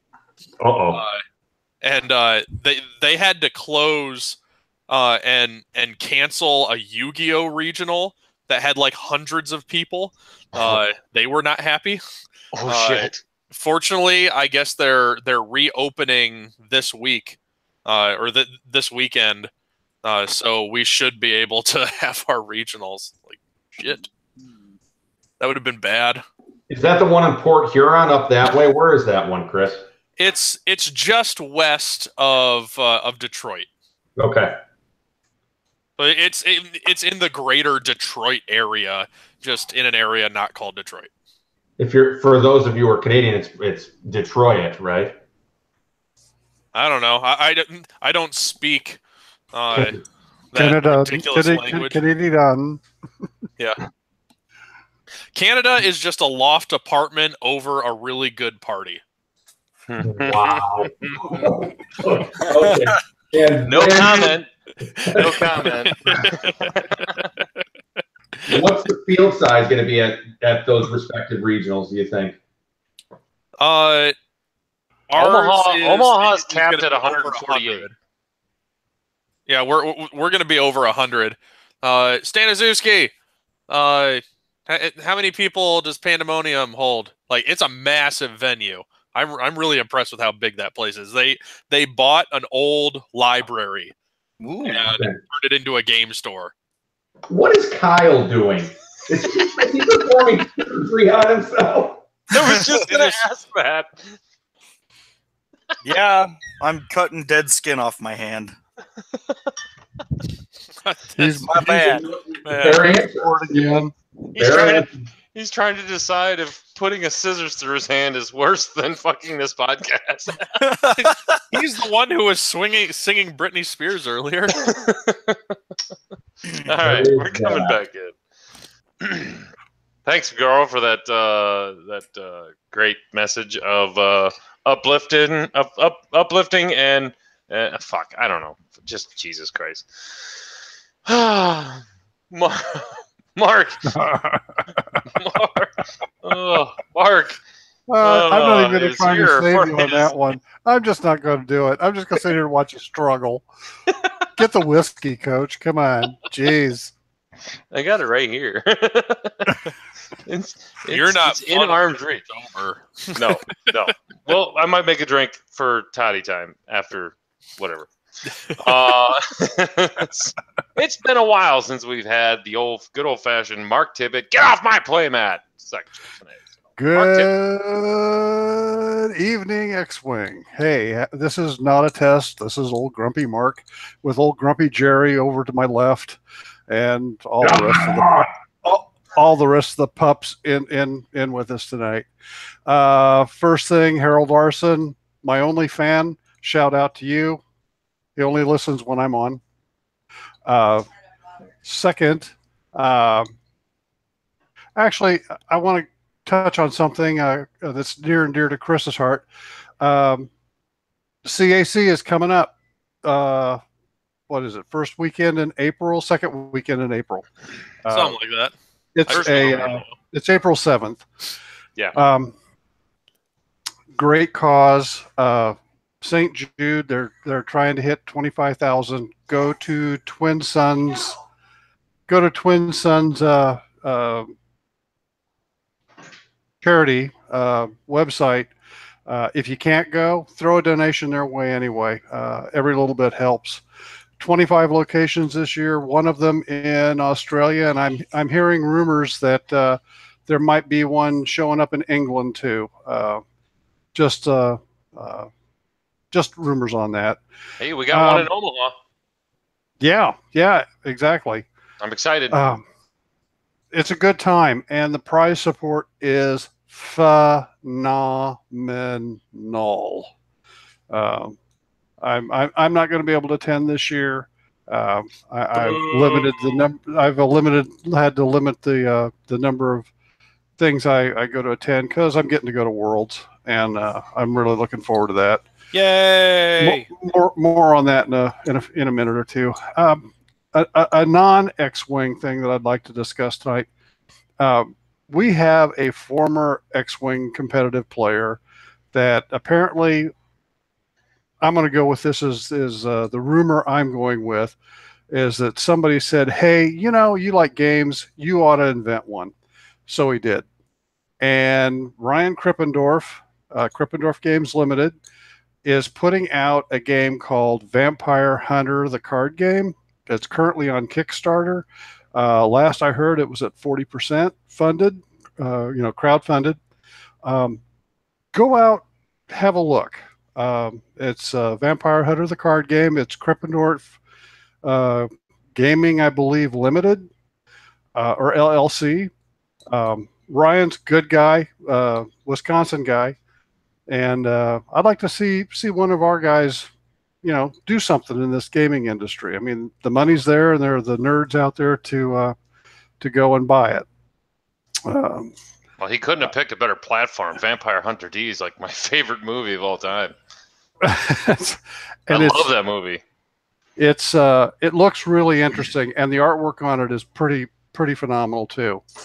I guess those are the plugs I wanted to get in tonight, or the shout outs, or however you want to call it. This whole Worlds thing,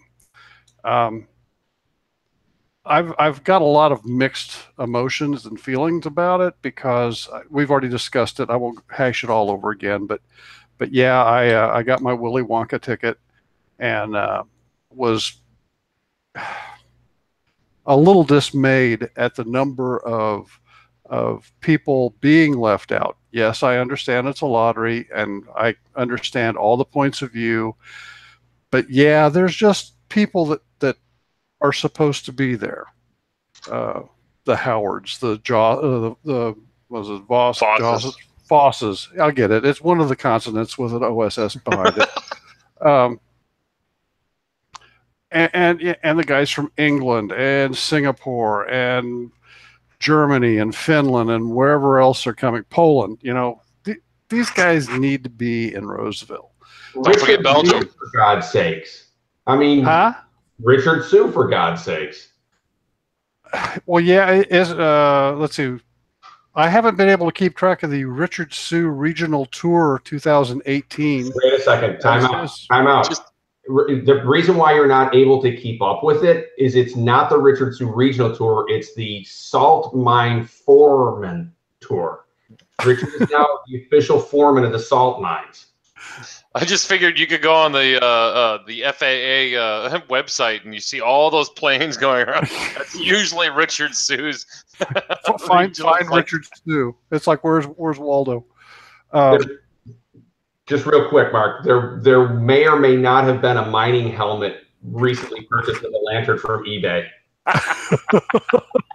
Wow, that's awesome. And if I may or may not, I mean yes.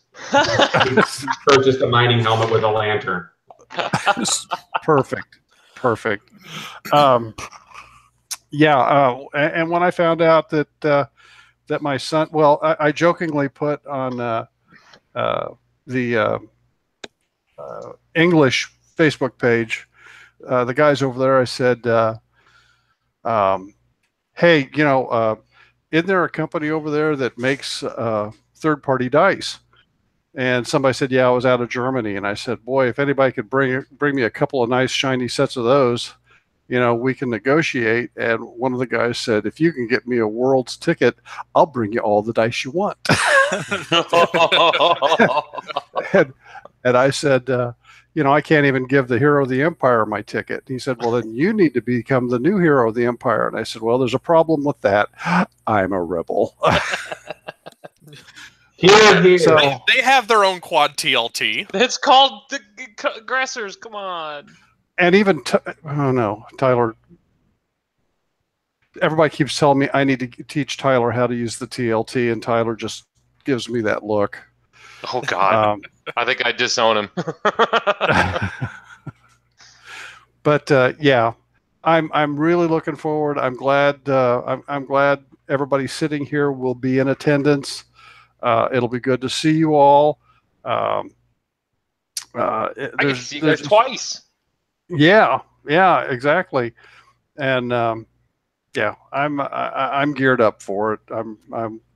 I can't wait to get up there and face some really good competition. And if I go 0-6, I go 0-6, and if I go 6-0, I make the internet explode. Oh yeah, you would. I just can't wait to judge you.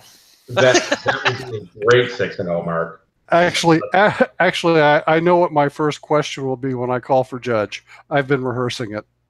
Oh God! In the mirror and everything. I will be sending Brent Wong. No, I'll be calling for the Judge Illuminati, Darth Chico. Mark's got a little picture. Gentlemen in the OCX chat, something is coming your way right now, and on your Facebook Messenger page. Oh, what? Stand by, I gotta get it. Don't freak out. This isn't going to be like Chris Allen making us watch a 10-minute video of him cheating. Feel free to peruse. Just kidding, Chris. I see you in the chat. He looks Love like you long time, buddy. Love you long time. I'm super fucking sorry about last week. Could be. I am so sorry. He looks like a giant, delicious piece of pizza he's eating. But wait, there's more. Oh God. No. Oh no. So we've all seen the Predator cards. The new Predator cards are going to be fantastic. Do you guys just follow him around and take pictures of him eating? God. Predator alt art card right there. Dude, that kid is a predatory eater. You know, you're going to piss off the YouTube chat. Oh, because they can't. Well, most of them are in. The Patreon. Jesus Christ. Well, Anyway, at least we got Kyle away from his hand surgery. Yeah. Okay, so Hey, one important thing about Worlds, and this leads into a point that you just made about the other event we're going to see each other at in August, is do not forget that event sign up for Gen Con is the Sunday at Worlds at noon. If you didn't know. Very important. That's not cool. Are we going to need to like pause in the middle of Worlds to be like, okay, everybody sign up for Gen Con, and then we'll get back together? Because that would be quite a scene. But no, it's 12 p.m. Central on that Sunday of Worlds for the events. Ugh, damn it. We may be able to plan lunch break for that time. Yeah, that'd be fucking fantastic. I will be in my hotel room with free Wi-Fi, getting that one. I'll get right on that. Clearly, they do everything I say.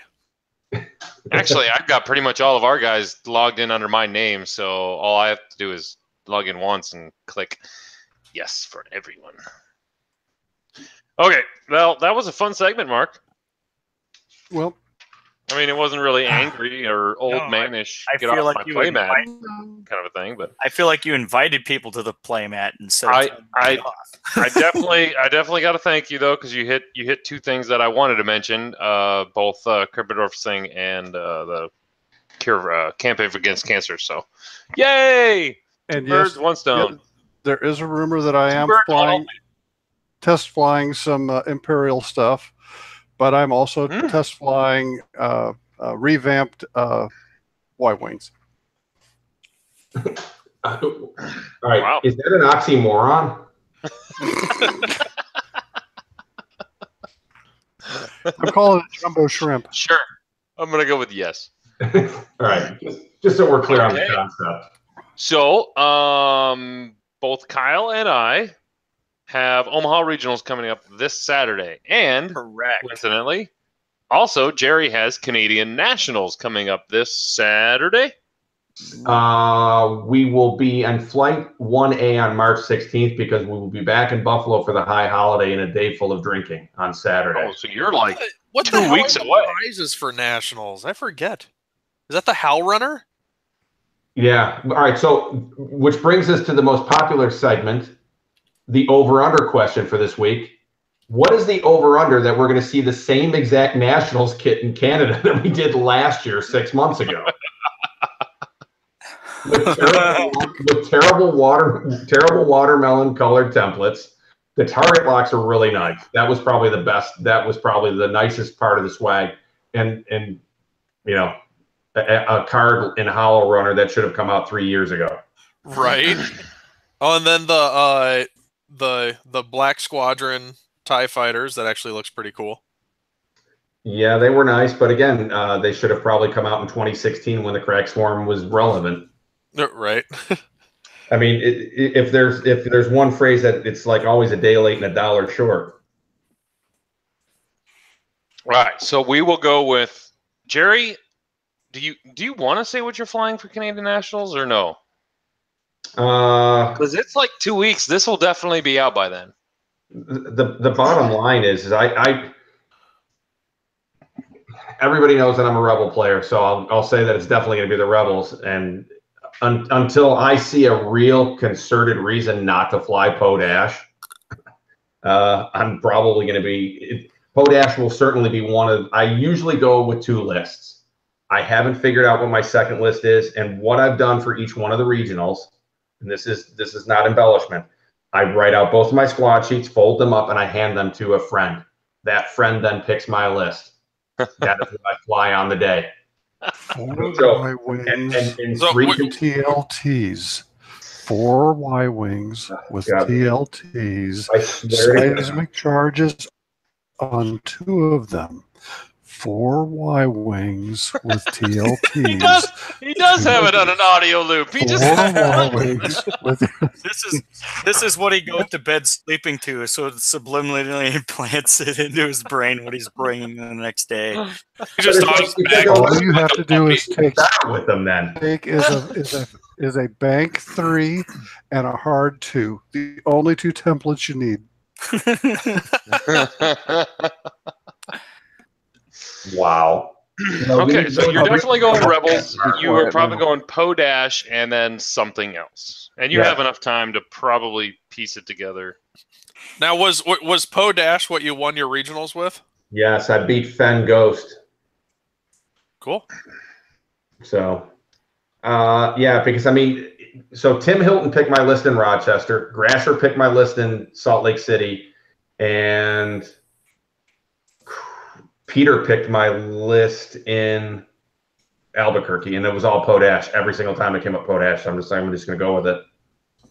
And I've done, I can't argue the results. I mean, it has its difficulty against Fen Ghost, but I think the Canadians, I think we'll see some of it.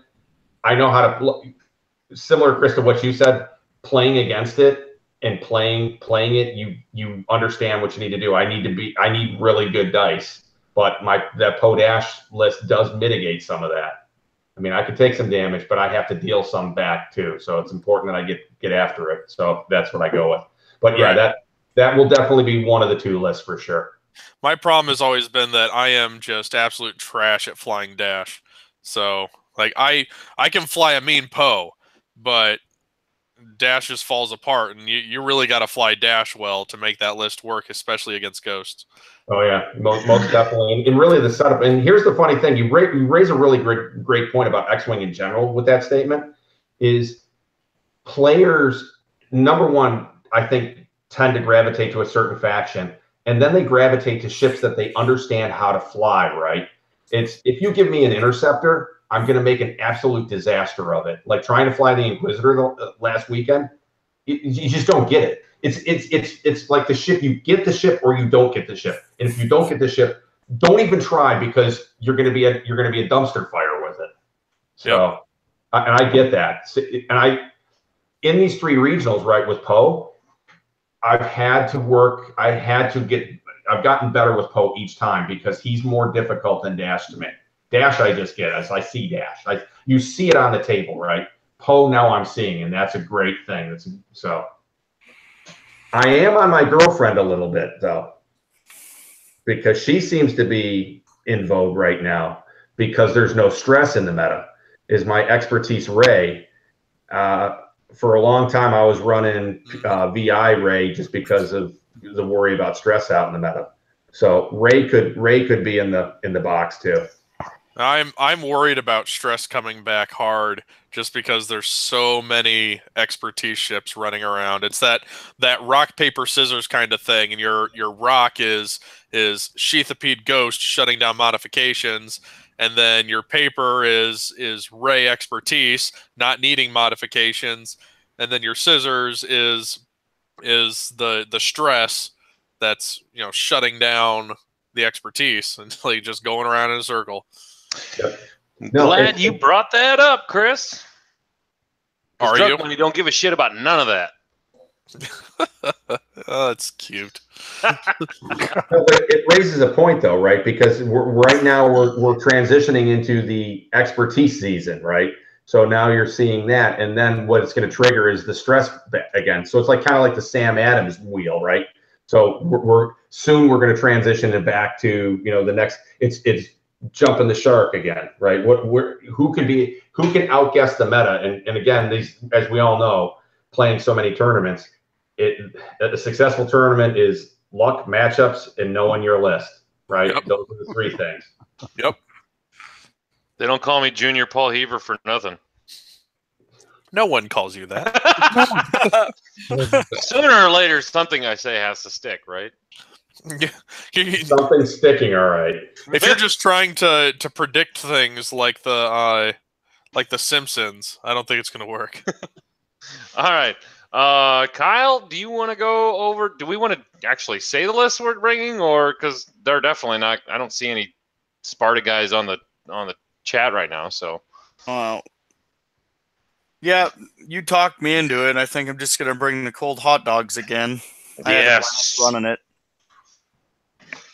I did some modifications to it to deal with certain things that are kind of a problem right now.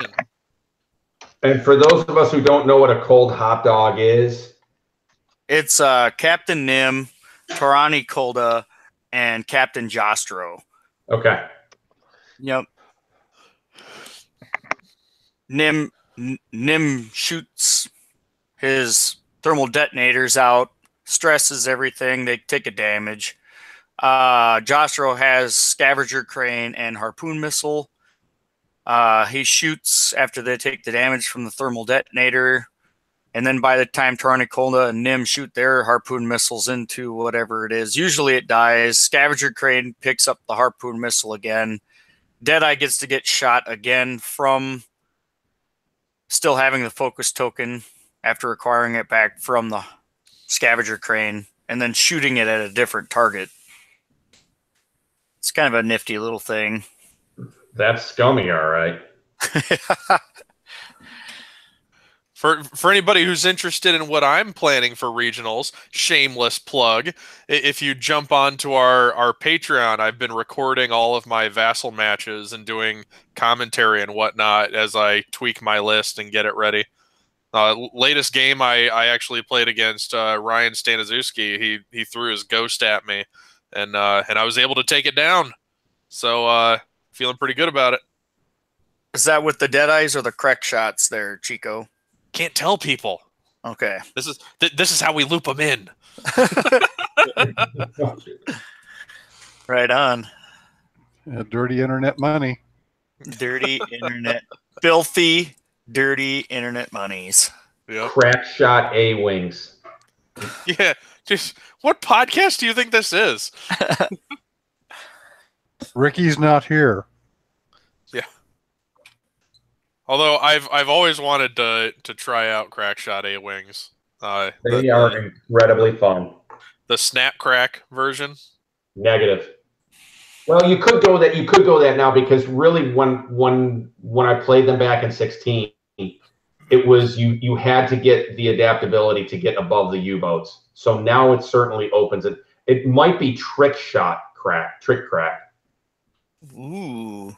With big rocks, because I fly big rocks with the cracks. So now you're popping that extra die. So something to consider. They're a blast to fly.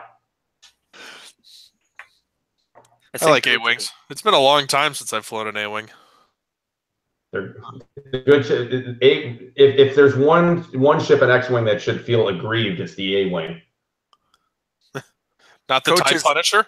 Coach has gotten himself so drunk that he doesn't realize that he's muted while he's trying to talk. Nice. Fuck. I've been trying to interrupt you guys like very nicely, but I've been watching him over and over again attempt to talk, and I'm like, he's muted. I was like, these fucking dicks are just gonna talk right over me. You should just let him keep going. I know. So I'm running Drug Money, which is the proper name, not this fucking treadmill shit. Excuse me. I still can't believe you're running Jabba the Hutt. It's hashtag Jabba meta, baby. Yeah, that's what Travis was talking about. What meta? So I'm running the normal Asajj, Lone Wolf, Latsrazi. I don't have the title because I can't fit it, and it doesn't make sense anyway. Countermeasures, 2 glitter stems, and then I have Bosk with marksmanship. Yes, ladies and gentlemen, I'm running marksmanship. Mangler cannon, Jabba the Hutt, Dengar, and contraband cybernetics. That is going to look gorgeous on the bottom tables. It's not gonna be there. I am ridiculously getting good at this. It is the ultimate meta and meh list. All right, I'll put the challenge out again. You win that regionals, and I will pay for a whole night of drinking at Worlds if you get a ticket. Wow. Hold on. Zing! Man. Oh man. So it actually has been working really, really well. And I've run it against meta lists. Yeah. Don't worry, Gerry. Next weekend I'll have mine to show. That's what you too. need to get. Yes. It can't be countered. I mean, Hot Cop doesn't do it. Stress doesn't do it. It's Bosk. Bosk is ridiculous. I think I averaged probably 3 crits and a hit on almost 75% of my Mangler shots. Jabba! Bosk! I need a Dengar guide. Mark, where's your Dengar? Just wrap some toilet paper around your head.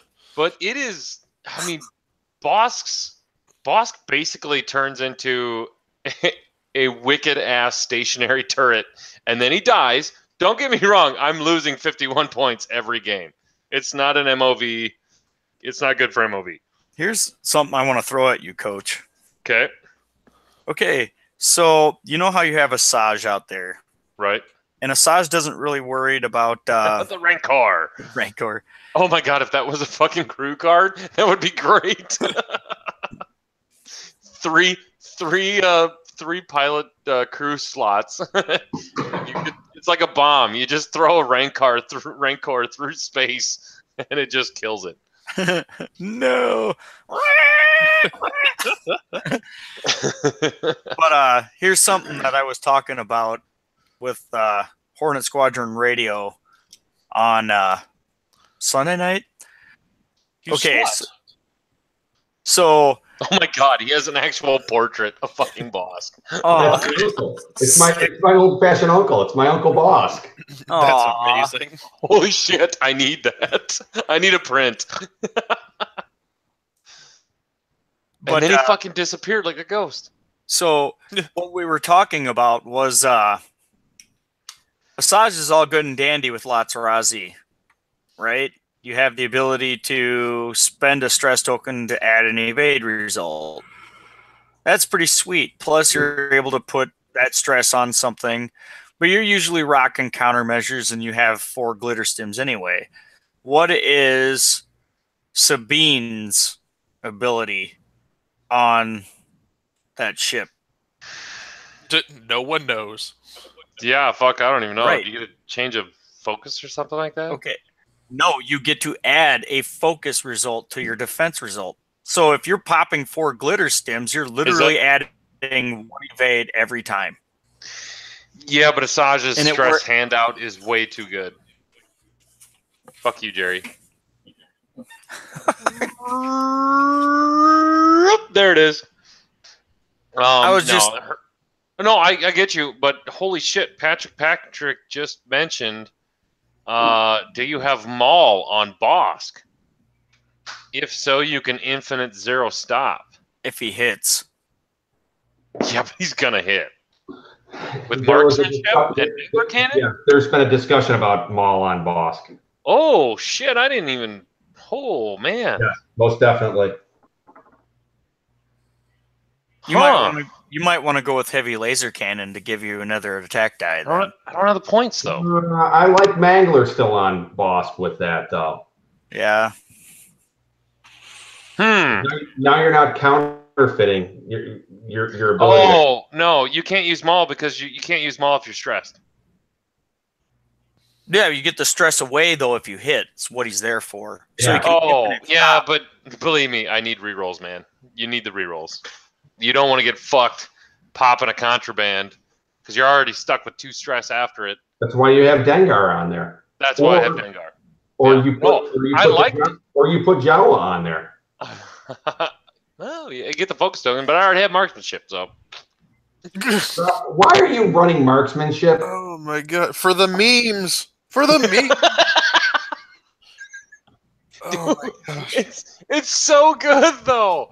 You change. Said no one ever. It's so good. It's You know so who said it was good? That guy.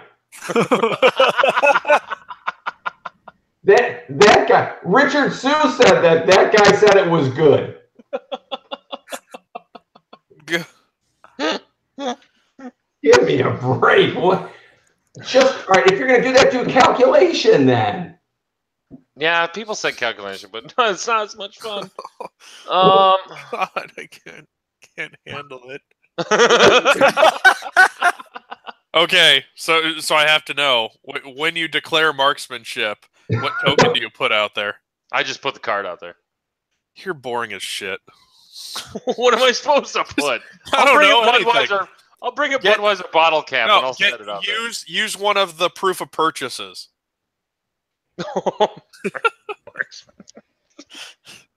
Okay, I used to use one of those for what is it, R2 F2 or whichever one that is. Jesus, Ryan, expert handling unbossed. No. How can we make this list worse? Hey, but then you pretty much give Bosca countermeasures too. Oh, Jesus Christ. We don't need to make the list worse. I'm already trying for the fucking memes. Why not Greedo? Listen, why not Harpoon and Greedo and all the silly stuff like that? I did have Harpoon on, but Fen just scares me. This way they can't counter shit. Like I could be stressed for days and still take my marksmanship. I'm gonna do a shit ton of damage, and then you can't kill Asajj because she has 4 glitter stems. Okay, Richard. Only Richard Sue can play double the amount of illicit slots on a ship and get away with it until 4th round. Okay. I mean, first of all, I'm going there to have fun. Second of all, this is the only list I've had more than like 20 games in, just because I felt fucking. I was just at a loss. I didn't know what the hell to play. I tried to do the quick draw 3 gunboats, and I don't know. But you know what, Aaron, you're in the same boat that a lot of players are, right? I mean, they don't. It's leading up to regionals, like I said a while back. Unless you know what you want to play, it's tough to, because you don't want to default to the Fen Ghost, the degenerate list, right? You want to go with something that's innovative. So, all right, and so you make, unless you start doing something different and start trying different combinations. All right, so I mean, Sue took no end of grief from Grasser and I when he unveiled the Advanced Proton Torpedo Fearless Dengar at Worlds 2 years ago. So, like, have you lost your mind? And Sue made the cut. That was glorious. But see, you don't know unless we're pushing the envelope and you're trying new things in that format. How are you gonna learn anything, right? I mean, well, I can tell you right now that maybe I'm just there to fuck up any Ghost Fenless day. You're like, oh, you thought you were gonna go such and such, and nope. Here's a loss. Yeah, but see, that's also the trap. You're teching against one list, and if you don't draw that list, right? Yeah, I think with the stress from Asajj, I can fare fairly well against the Ray Lowrick, because they need their expertise and they have a stress. So yeah, one of them is not going to have expertise. Yep, that's factually correct. That's and I've gotten pretty good at gauging when to just throw Asajj right in the middle of everything and be like, "You're not going to kill her, so you're going to waste a bunch of shots, and then I'm going to get a couple of shields down, and then boss just kind of wades in the background and waits and waits and waits, and then you're dead."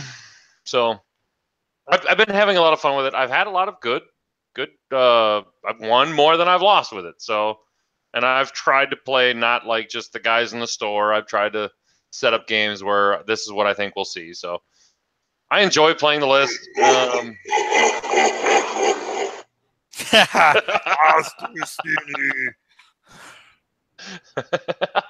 I pretty much guarantee you'll probably be the only one with the hut as crew out there. I know. And that's, I kind of go for that too. It's like, what, that random like, everybody's kind of looking over shoulders at lists, and they just walk by like, wait, did I just see fucking Jabba the Hutt?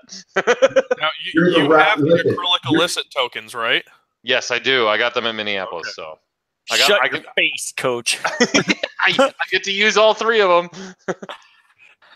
Hey, Coach, Mad Medic says he thought you wanted to win a regional. I do. But I'm going to do it on my terms, baby. My terms. No. You want to move into the shout-out segment then, Coach? Yeah, I think we can. I think we're done with berating my list. That's cool.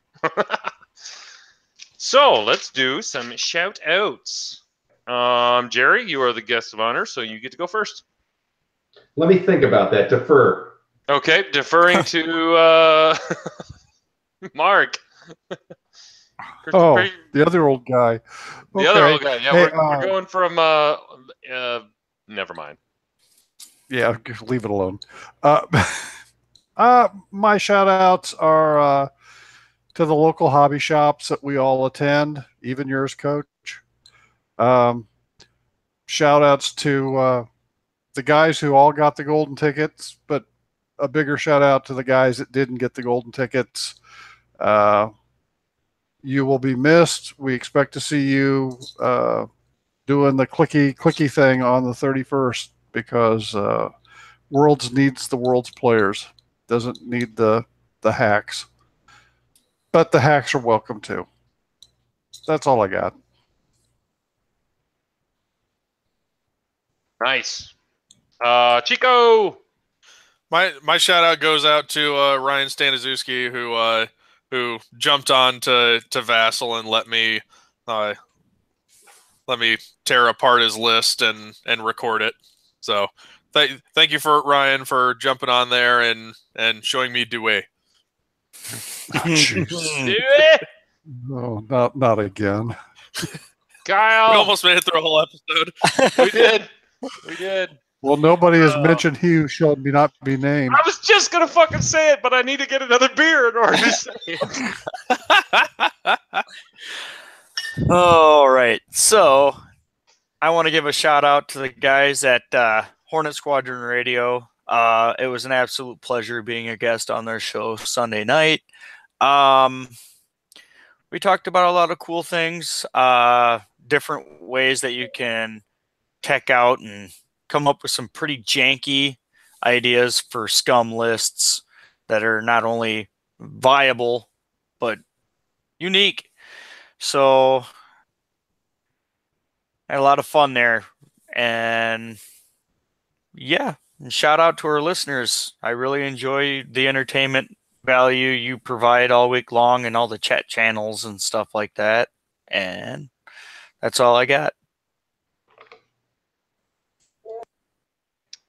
Gerry, you ready? Sure am. My shout out goes out to my bud John Grasser, who twice this month conducted regionals in Albuquerque and put a ton of people up in his house, fed everybody, looked after us while at the same time actually running both regionals. So shout out to my boy John. Love me some Grasser. Did he get a Worlds ticket? Grasser has got a Worlds ticket because he won the Denver region. Oh yeah, all right. So, and he got it because of his second place at Philadelphia. So he had multiple chances. So very cool. So yeah, and he's on a heater himself this regional season. Always excited to see him. Good man. So, Gerry, I don't know if you know, but it's OCX tradition when anyone says "tweak," we have to drink.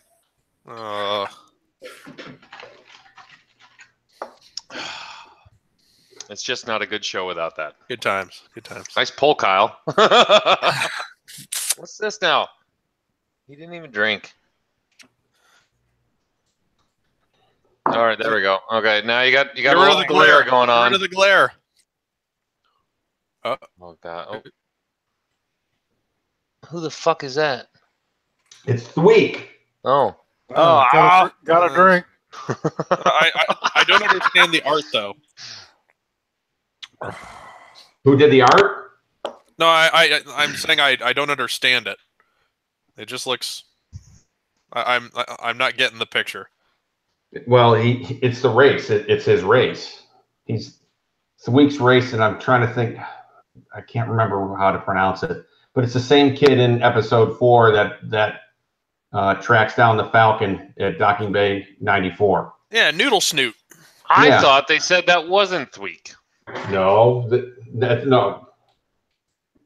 Yeah, I know who you're talking about, but no, that's his race. that's his race. The That's guy his- in the movie yeah. though is not Thweek.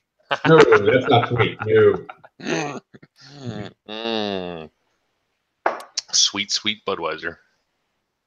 Okay, I got a couple shout outs. First shout out, I want to thank you. I want to thank, first of all, it's Gold Squadron week on the podcast draft. Sorry for the live listeners. Marcel wasn't able to make it on tonight because he had league. So I did an interview with him last night, and that will be incorporated into the show. So it was kind of fun. Just a little quick 20, 25-minute interview. Went through his draft picks and kind of his mentality on building lists. So that will be on the show when it's up for download. I do want to give a what's the words I'm looking for? I want to give my sympathies out to Dion. He lost his grandmother, I think, last week. Mm-hmm. So praying for you, buddy. We all feel sorry and can't wait to hear from you again. So sympathies from all of us here at OCX. I'm pretty sure the entire X-Men community also. Let's see. I want to also shout out to... Oh, man. Oh, fuck. You know what we forgot? We forgot on Topsky's list again. Son of a bitch. We are fucking terrible at this. Yep. We're getting worse. That's the reason everybody loves us. Damn it. Oh, fuck. We just got so Ryan, much other content. Ryan, we might actually have you on the show next weekend for the list, just to make up for it. Can I just interrupt just for a second? At Indy, I was approached probably by 10, 15 different people that said they really super enjoyed listening to OCX because it was more the casual player podcast. It said it felt like we were at the bar just drinking a beer and talking X-Wing, and it seems to be we're finding a niche where we're starting to see more and more. How many downloads were there last week? Was it 600 on the episode? Yeah, I think we topped over 600, yeah. Which is like, 23.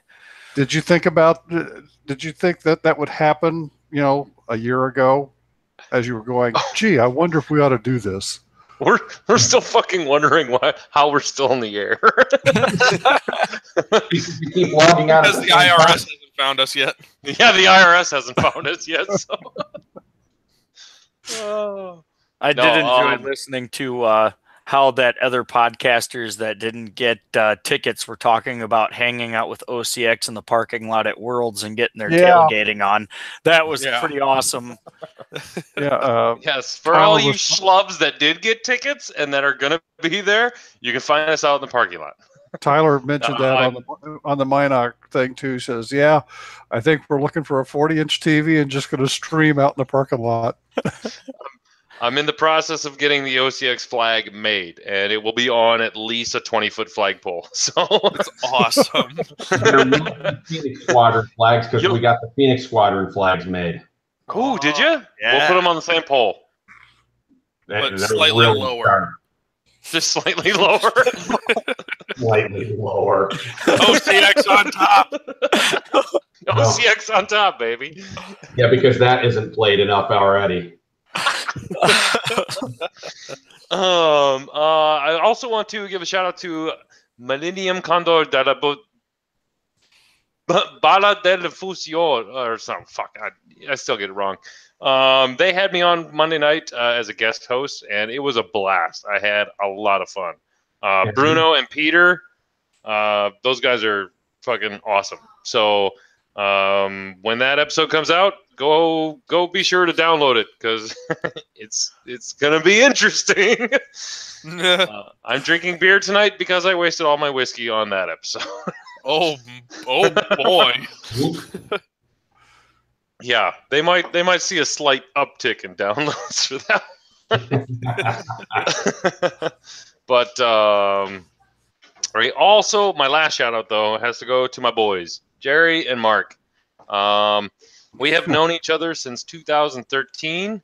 That that crazy, awesome, little tiny 32-person X-Wing tournament on Thursday where, God, I wish they did more of those. Just put up a bunch of 32-person tournaments because I got to know two of the craziest people in X-Wing, and I love them like brothers. And we always that is my number one thing I look forward to at Gen Con. It's not all the new games or the X-Wing or this, that. It's first of all finding Gerry and Mark and giving them huge hugs and just spending the weekend with them. So, Given my attire, it isn't hard. no, it's easy to find Gerry. Mark usually finds me. He's the one that sneaks up on me and finds me. So You can tell when Gerry and I are in the same room because we're swearing at each other from 20 tables across from each other. I know it's not hard to find them. Bad kids always sit in the back of the bus. Okay, real quick before we leave, though. The second time Gerry and I played against each other, I'm flying Bloody Daggers, and he's flying. It was a Hawk with, or not a Hawk. I'm sorry. It was the Falcon. The Falcon with some other. It was this kid. Wake up! Wake up. Anyway, He was flying Chewie.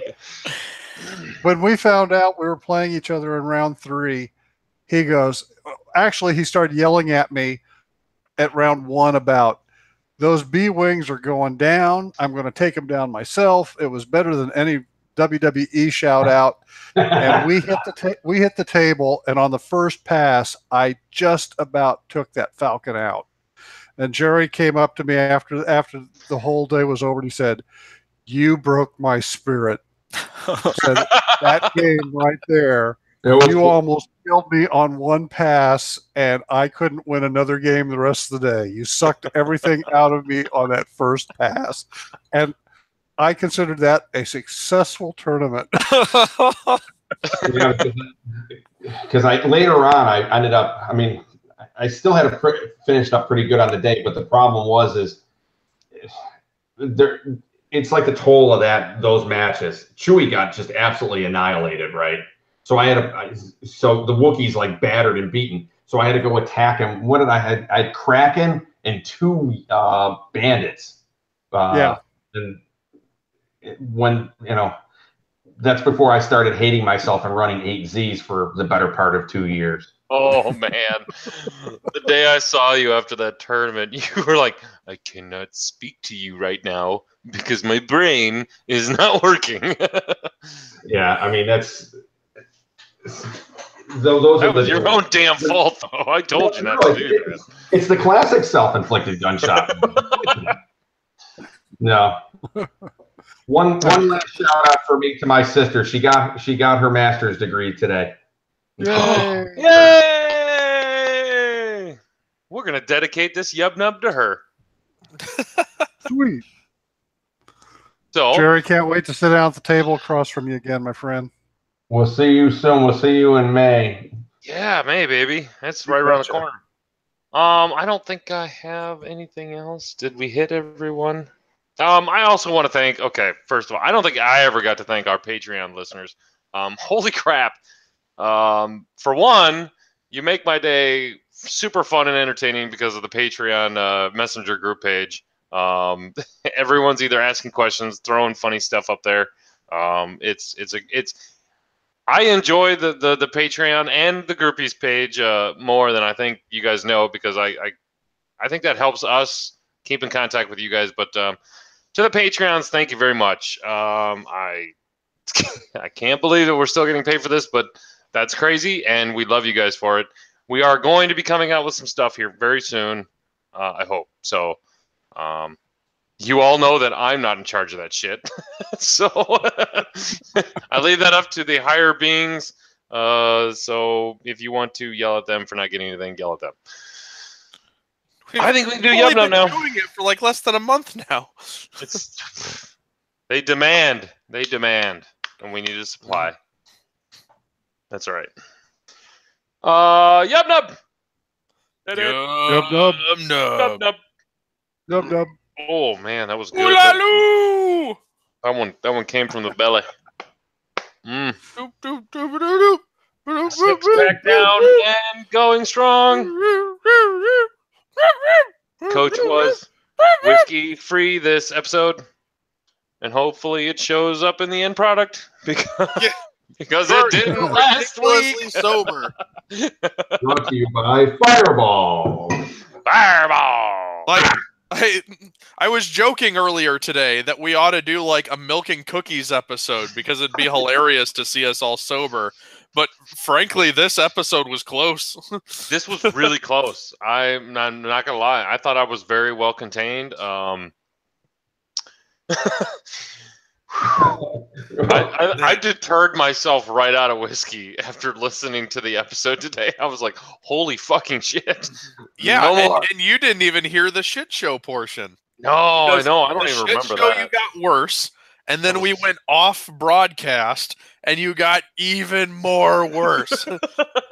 I didn't go to bed until like 2 a.m. because I felt like I had to babysit you from diving through your screen and choking Chris Allen. That's when you just stop the whole thing. I eventually did, and like I sent a message to Chris saying, I hope to God that this cuts off everybody when I close.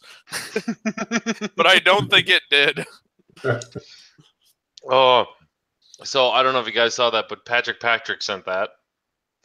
What? Oh. Are you not entertained? I thought that was fucking priceless. Wow. Oh, yes, we could do a milk and cookies episode. Nah. We used to do that with the fraternity every once in a while when we got a little too much heat for partying. That's what I mean, I hate the fact that I'm going to say this, but we should probably turn ourselves into a fraternity. Just the OCX chapter of fucking Buffalo, New York. I'm super salty, Jerry, that you're a fucking crate. I'm not a crate. I'm sure they've annexed you somehow. Just on Facebook. Listen, they keep adding me, and I keep leaving. If you notice, I pulled back from all of the groups. All right, all is a big word. I pulled back from all but maybe 1 or 2 groups. So, just because. You know, we started our little groupies page, and Chico came on, or Chico you were there at the beginning, and you're like, oh my God, this is kind of like Cancer Chat. Is our groupies page still like Cancer Chat, or is it like... No, it's not even close. Like, not even a fraction close. Like, I could give you like one like 10-minute snippet and just go crazy and show you what Cancer Chat was like. What was funny... You wouldn't be able to handle it. What was funny is because during Chris's episode last week, he actually became a Patreon. And when you become a Patreon, you get put in the OCX Patreon, like Facebook groupies or Patreon page or messenger group. And the motherfucker kicked me out. Oh yeah, he went full Cancer Chat on that. Like, I don't even know what happened. I'm like trying to like reply to something that was said, and I'm like, it's not hitting send. And then I finally read a little bit. It says you were kicked out by Chris Allen. I'm like, that motherfucker kicked me out of my own Patreon page. Well, wait a second. That's exactly what he wanted to do. He infiltrated, then he very much did. He threatened to take all of our Patreon only content and just make it public everywhere, just to troll us as hard as possible. I'm assuming that's why he's not in the OCX Patreon page. I was just looking and I was like, we just sent that photo of the Predator photo, and I thought Chris Allen would be all over it, but then I'm like, He's not the members anymore. Oh, yeah. So He's yeah, already been provided Predator 2.0 and 3.0. oh my God, those pictures are fucking amazing. Listen, Yeah. because that's the kind of material that needs to be exploited. You could have Yeah. you could have that the first one as Predator and the other one as like the boss crew card. No, what you could do is you could do intensity with that. Oh my God, the flip card. Guys, it's been a lot of fun. I'm going to have to jump off. I'm old. My God, that's Good night, awesome. Mark. We'll talk to you later. Which one's the exhausted picture, though? I think it's the scoop of ice cream that he's buried. No, if you want exhausted, just wait until the last day of Worlds and take a picture of him. I'm sure we'll both be exhausted. I don't know how I'm going to be able to walk by the end of that. As Fucking many beers 5 as you're gonna be days of drinking? X-Wing. Oh, it's gonna be great. Now, Chico, are you guys gonna have like enough guys to like take breaks and stuff like that, so where you can come out to the parking lot and just fucking? I got a lawn chair set up just for you, buddy. I don't know. We're not allowed to discuss the schedule. Okay, That is all. Right, so it's you and Richard Wong. No, Richard Wong. So yeah, me and Brent. Brent Sue. Yeah. Yes. Brent Sue. Oh Jesus. Like real talk. Could you imagine Richard Sue as a judge? Oh my God! Mildly terrifying. Wait a second. You want to know something? That we should convince Sue to get into the judging. That would be fantastic. You'd be able to judge everything and get all those everyone. expenses paid. All of the events. Yeah. It actually, when you think about it, it's actually the perfect call for him at this point, because then he could take off that mining helmet we're going to give him. He gets all That's the how I swag stay out of the anyway. salt mines. You can't get 100 owed if you're not playing. No, but think about it. He could make so much money because he's going to get some of the prizes for judging, and he's going to judge every fucking regional. So he just puts everything back out on eBay. He only needs one set of everything. I hadn't thought about that actually, because that's quite a lucrative opportunity for him. It's fucking great for him. No, it'd be good. We're going to pay money to play, make money from judging. It's going to be a blast because we're all going to see. This is the one coming up on St. Patrick's Day is the one year that we got Sue to drink with us, and what a great time that was. Oh my God, Patrick! About a shit show? That's going to be a shit show with me, Julian Grasser, Sue, the rest of the merry band of adventurers in Buffalo, and then going back up there if we make the cut. Because the schedule for Canadian Nats is we get in. I'm up on business in Buffalo already that week, so we're in flight 1A on Friday. Then we take off. We drink on Saturday, like we did like the day before Naboo, because St. Patrick's Day was Friday last year, the day before Naboo, and now Sunday will be either day 2 X-Wing cut or we're all in IA for the IA Canadian Championships. So I'm trying to decide. Chris, do you still need Chico? Do you still need judges for Gen Con or Worlds? Oh, you mean Adepticon? No, Worlds. I'm not in charge of that. Oh, and because if I don't get a ticket, I'll judge. If you need another one, Are you going to come up and ask me what the answer is if someone asks you a question, though, Coach? wow. Because I'm going to be playing. No. So, Kyle, what you do is you throw some IA guys out there and say, what happens if Poe surges? I don't want any part of that. Like, no. Wow. All right, fellas. Hey, Gerry. Don't go yet. Oh. Did he just say, "All right, fellas, fuck you"? He's got to stop. Hey, Gerry. What? What template set is Grasser using these days? That's a really good question. He's still on the white and black ones. Okay, he's still using that one Yeah. with the white and red straight too. No, he's got no. Wait a second. Maybe. Yes, because it's my straight too. Yes, I think that is what I saw him, because he's only played in one regional, right? And that was in Salt Lake. But I remember him using the white templates. All right. I was wondering if he was still using those with all the ones he's won so far.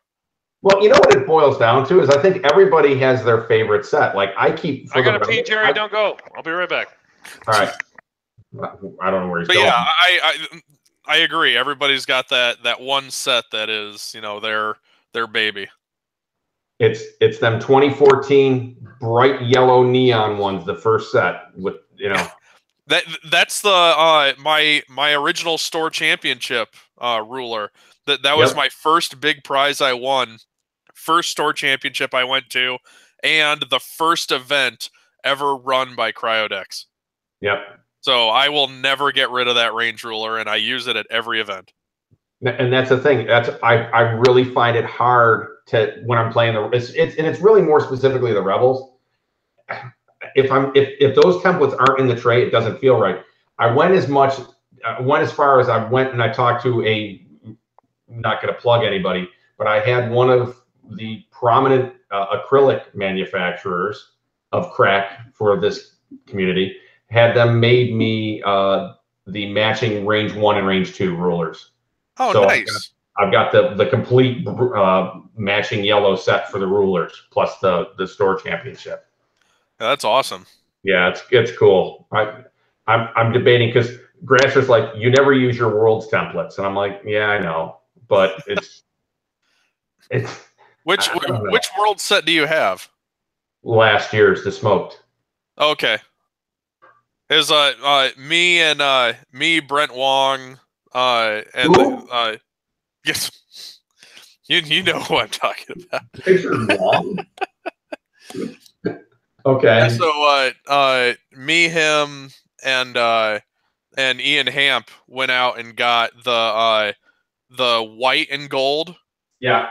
The little clear and gold world's templates remade, but they say world's judge on them instead of world championship. So because we were salty they didn't give us any templates. And that's wrong. I mean, you guys you have arguably one of the hardest things that week to deal with is that X-Wing. It's as every bit of meat grinder for you guys as it is the players, right? And oh yeah, and 5 days straight of it, like that is physically taxing. I think last year at Adepticon, it took me like a week afterwards before I felt physically normal. So I happened to find somebody. Oh, that's nice. I had another manufacturer actually make me the matching range rulers, and they were able to put the banner to match it up. I'm wondering if we have the same supplier. They do a fantastic job, and the attention to detail. I mean, right down to the matching logo from Worlds last year. I've got it on all the range rulers, so I've got my full set of movement templates, and now I've got the range rulers to go with them. Yeah, that's awesome. Well, last year's run was remarkable. So I mean, yeah, dude, that was fucking awesome. I totally burned through all of my data to watch you. Well, the funny thing is Jeremy got me. I started drinking right before top 16 match, and then it was just straight moonshine, all of it. I'm looking at the guys. I'm like, I don't want to be on stream. I'm like, you got to be on stream. I'm like, why? Because you do. I mean, I'm like, I'm wasted, and I'm like, okay. And I'm like, I got to play. I got to be on stream. Oh shit. It was good, but again, I don't know. It'll be fun this year. I'm looking forward to it. Even though I don't have a ticket, I'm over it a little bit. I would rather play, yes, but I'm going to go there and have so much fun. I mean, as long as we're all together, that's the important thing. And you want everybody to compete, but still, it's one thing if you compete and you gas can in that. That's fine. I get it, but that's part of that's the that's the badge of honor too, right? Is to tell you the truth, happens or it doesn't. Yeah, and to tell you the truth, like if the amount of people that don't have a ticket now don't get a ticket that are still going. Oh man, that is going to be a fun fucking tournament at the Radisson. Oh, that is going to be a super fucking fun tournament. I mean, the rooms are going to be the same, the usual shit show. Loop and Chewy. We got a full-fledged party this year, man. Well, we're also doing. See, the thing that one of the guys who didn't get, Gordon McDonald, who didn't get in from San Diego. I'm really disappointed because he and I were going to co-host the first. To go alongside of Loop and Chewy World Championship, we were going to do the Age of War World Championship. So that was going to be a shit ton of fun. You guys not play Age of War? I don't even know what that is. Nope. $12 FFG game, basically feudal Japan and rolling lots of dice and screwing your neighbor. Ooh, I like that. So yeah, it's a lot. That is a great drinking game. Great drinking game. So. Hey, I think I just figured out our attendant or our way to get into the World's Party. Oh God! Is if you don't have a World's ticket, you get into the World's Party. Aww. Oh, technically, I don't have a World's ticket. Yeah, I have a contract. That would be fucking great. Oh man, no, I think everything's gonna work out. Whether I get a ticket or not, I'm still, like I said, I'm still gonna have fun. So, Jerry, I might even get a cheerleader costume. Well, here's the thing. One of the points earlier about the tickets and the price. See, here's one of the things that went on that didn't get mentioned while we were talking is a lot of people signed up for these events just to jack the prize wall, right? So when they realize that it's $80, they may back off. To your point, Chris, that you made earlier. Yeah. It's too expensive. What? Speaking of the prize wall, I hope they revamp that because I wasn't at the last Worlds. Still super sad about that. But I heard the prize wall was just a clusterfuck. That's how we started playing Age of War because the line was ridiculously long. So we're all sitting on the floor playing. We're like, I got this really cool game we can play, and we're like. There's like 8 of us playing it sitting on the floor because it takes forever to get through the line. Another fun. Really? Again? Yeah. Jerry, it was an absolute pleasure having you on the show. Really appreciate it. Look forward to seeing you in May. I'm getting really tired. Yeah. I need to get to bed, bud. Chico, Coach, you know where I'm at. Night, buddy. Night. Good night. We'll see you, man. We'll see you in May. Heck yeah. Later. All right, boys. I think I'm out too because I got to be to Louisiana in the morning. Okay. Night, Jerry. Hey, thanks for being on the show, man. You dragged me out of my bunker, dude. You were on a good one. All right. Adios, guys. Take care. See you, bud. And then there were 2. Well, guys, I think we're gonna end the cast. We're ending before I'm done with my beer. Not happening. Well, we're not ending. Oh, it's gone. Okay. Maybe we are ending. Well, I mean, soonish. Yeah. But yeah, we can stop the broadcast. We still got 15 people watching. Well, then fuck it. Let's just keep it going then. I want to talk about Patreon shit. Okay. I got a freaking eye doctor appointment in the morning that I don't have to be awake for that. I mean, whatever. So totally had my fucking pre-vasectomy appointment today. That was fucking weird. They do a pre-appointment for yours? Well, they got to make sure like you're healthy and they can find the fucking tubes, So I didn't have a pre-appointment for mine. You didn't? You just fucking walked in and snip, snip, done?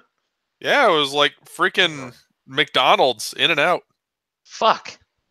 They just apparently wanted to see my package today. I don't know. Whatever. Super awkward.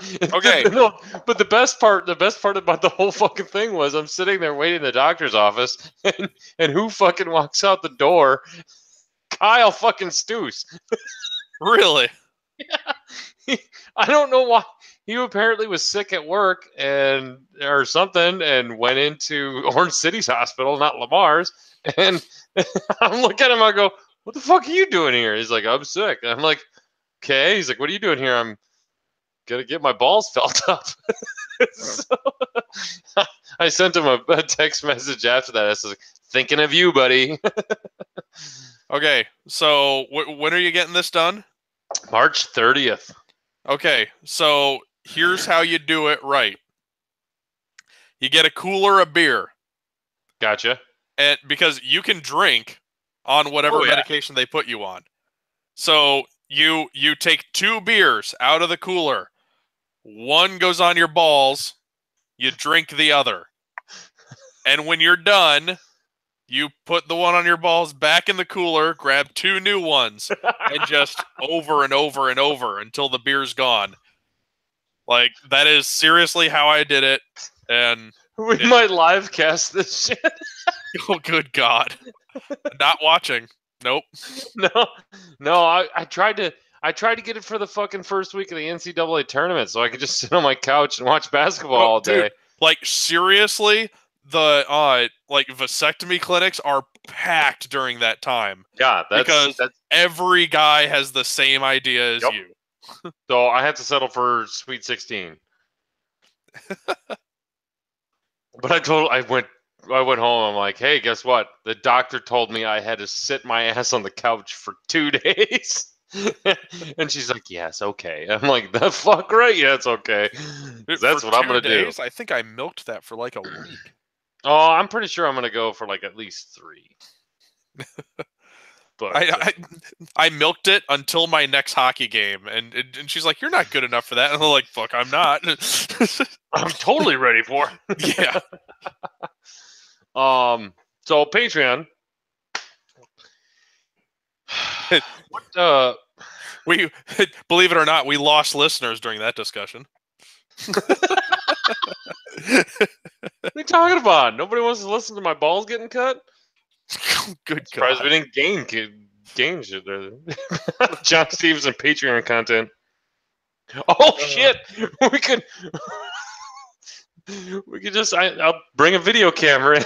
That'll be Patreon content. And all of our pledges disappeared. That's but we'll totally put a fake thumbnail of one of your Chico mind link things, and then it'll go for like a minute, and then cut straight. Nope. Not doing it. Oh, okay. So I've been going through, and the cards thing seems like it's kind of we're kind of hitting a stalemate here. Like, I don't know if we're gonna just rely on Kyle's artist or. I mean, we can do the obnoxious ones. We can do obnoxious ones like crazy. Like, the most expensive part of it is going to be getting it to people. Yeah. Oh yeah, the shipping. It's a freaking stamp each one. You like throw it in a birthday card and send it. Yeah. I mean, frankly, a lot of people live close to us. We could just give it to them at events. I liked the koozie idea. It was super cheap. They're like $2 a piece. You had to get a bunch of them, didn't you? Not really. I mean, I can get just what we need, and it'll be like $4 a koozie, which is still worth it. Right, but you're looking at like a $200 investment or something, right? No, because we only have like 17 Patreons. Oh, well, when you and Mark were looking at it, you guys were talking about like crazy amounts. Well, I was thinking about getting 100 just for like handing them out at events and stuff like that. Like, I'm looking for more. Well, I'm running out of stickers. I think I went a little crazy on the stickers, and I only have a few, and I'm trying to save them for like. There's going to be a bunch gone this weekend, and then Worlds, and then I think I'm out of stickers. So Well, I've still got a bunch. I'll probably still have some left over at Worlds. okay, well bring But what you can to Worlds. my whole thing is we just need to make sure that money in is greater than or equal to money out. Yeah. Oh yeah. No, we're not going to lose money. It's like whenever these things start, people get so excited about it. It's like, it's coming in. We need to push stuff out. It's like, let's take it easy. Make sure we're handling the obligations. Then go. The nice thing is the templates that I'm getting made through Andrew.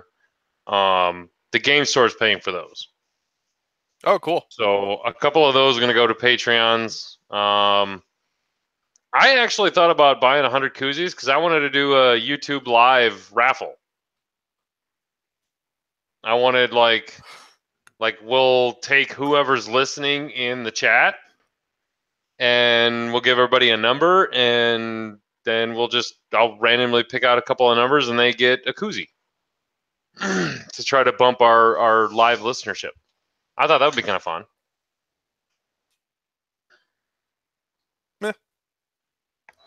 Something new. I mean, shit, these guys take their Wednesdays out and listen to us ramble. So we can always do raffles. I mean, the koozies, shit, it's cheaper to order a couple hundred, so, or at least 100. I'm pretty sure I can go through 100 in a while, and it was going to cost me like $200. So, but the cards are the ones that I'm, because I don't know, do people want cards or do they want other stuff? Chat, what do you guys want? You want alt-art cards or you want fucking other shit? Because I was thinking about doing like hats and koozies and coasters and just, I don't know, random shit like that. My whole thing is we could damn near spam like a deck of cards to each person for like less than $2 per person. Okay. When you're looking at stuff like hats and stuff like that aren't easily shipped, you're looking at like $5 to $10 per person, and like it skyrockets pretty quick. And you know, I don't want to tell these people like, oh, you're not worth it, but you know, you just have to look at, you know, what you're getting in compared to what you're, you know, pumping out. Yeah. If we all of a sudden got to something like, you know, Minox, they even took a while to get to the point that they were pumping out acrylic tokens and being acrylics, those. Yeah. You know, it just took time, and they just did cards for a while. I mean, Gold Squadron, they ramped up super quick, and they were able to do like templates. They've done 2 different sets of templates. It's crazy. Yeah, it's rather impressive, but then again, they've got the live to be able to handle that. Yeah, and he's also going to every system open, and that's some serious PR or advertising that he's got going on for him. So right. It looks like they're all kind of pretty much whatever the fuck we give out from the chat. Yeah, cards would be nice, and what we're gonna do is we're gonna make cards that you're gonna use. Like, I would like to do generic cards, not get crazy with it. Like cards that you're always gonna be able to use. Night on Topsky. Have a good night. Yeah, you know, I think we had some neat ideas with just doing like the drunk assist astromech. Yeah, and yeah, that was a good one. And I mean, that one's basically done. And the great thing is, the shittier the art, like it kind of goes with our motif anyway. It kind of does. Like, here's your paint. Here's your Microsoft Paint. Hey, that was a beautiful. You did way better, but you are a much better painter than I am.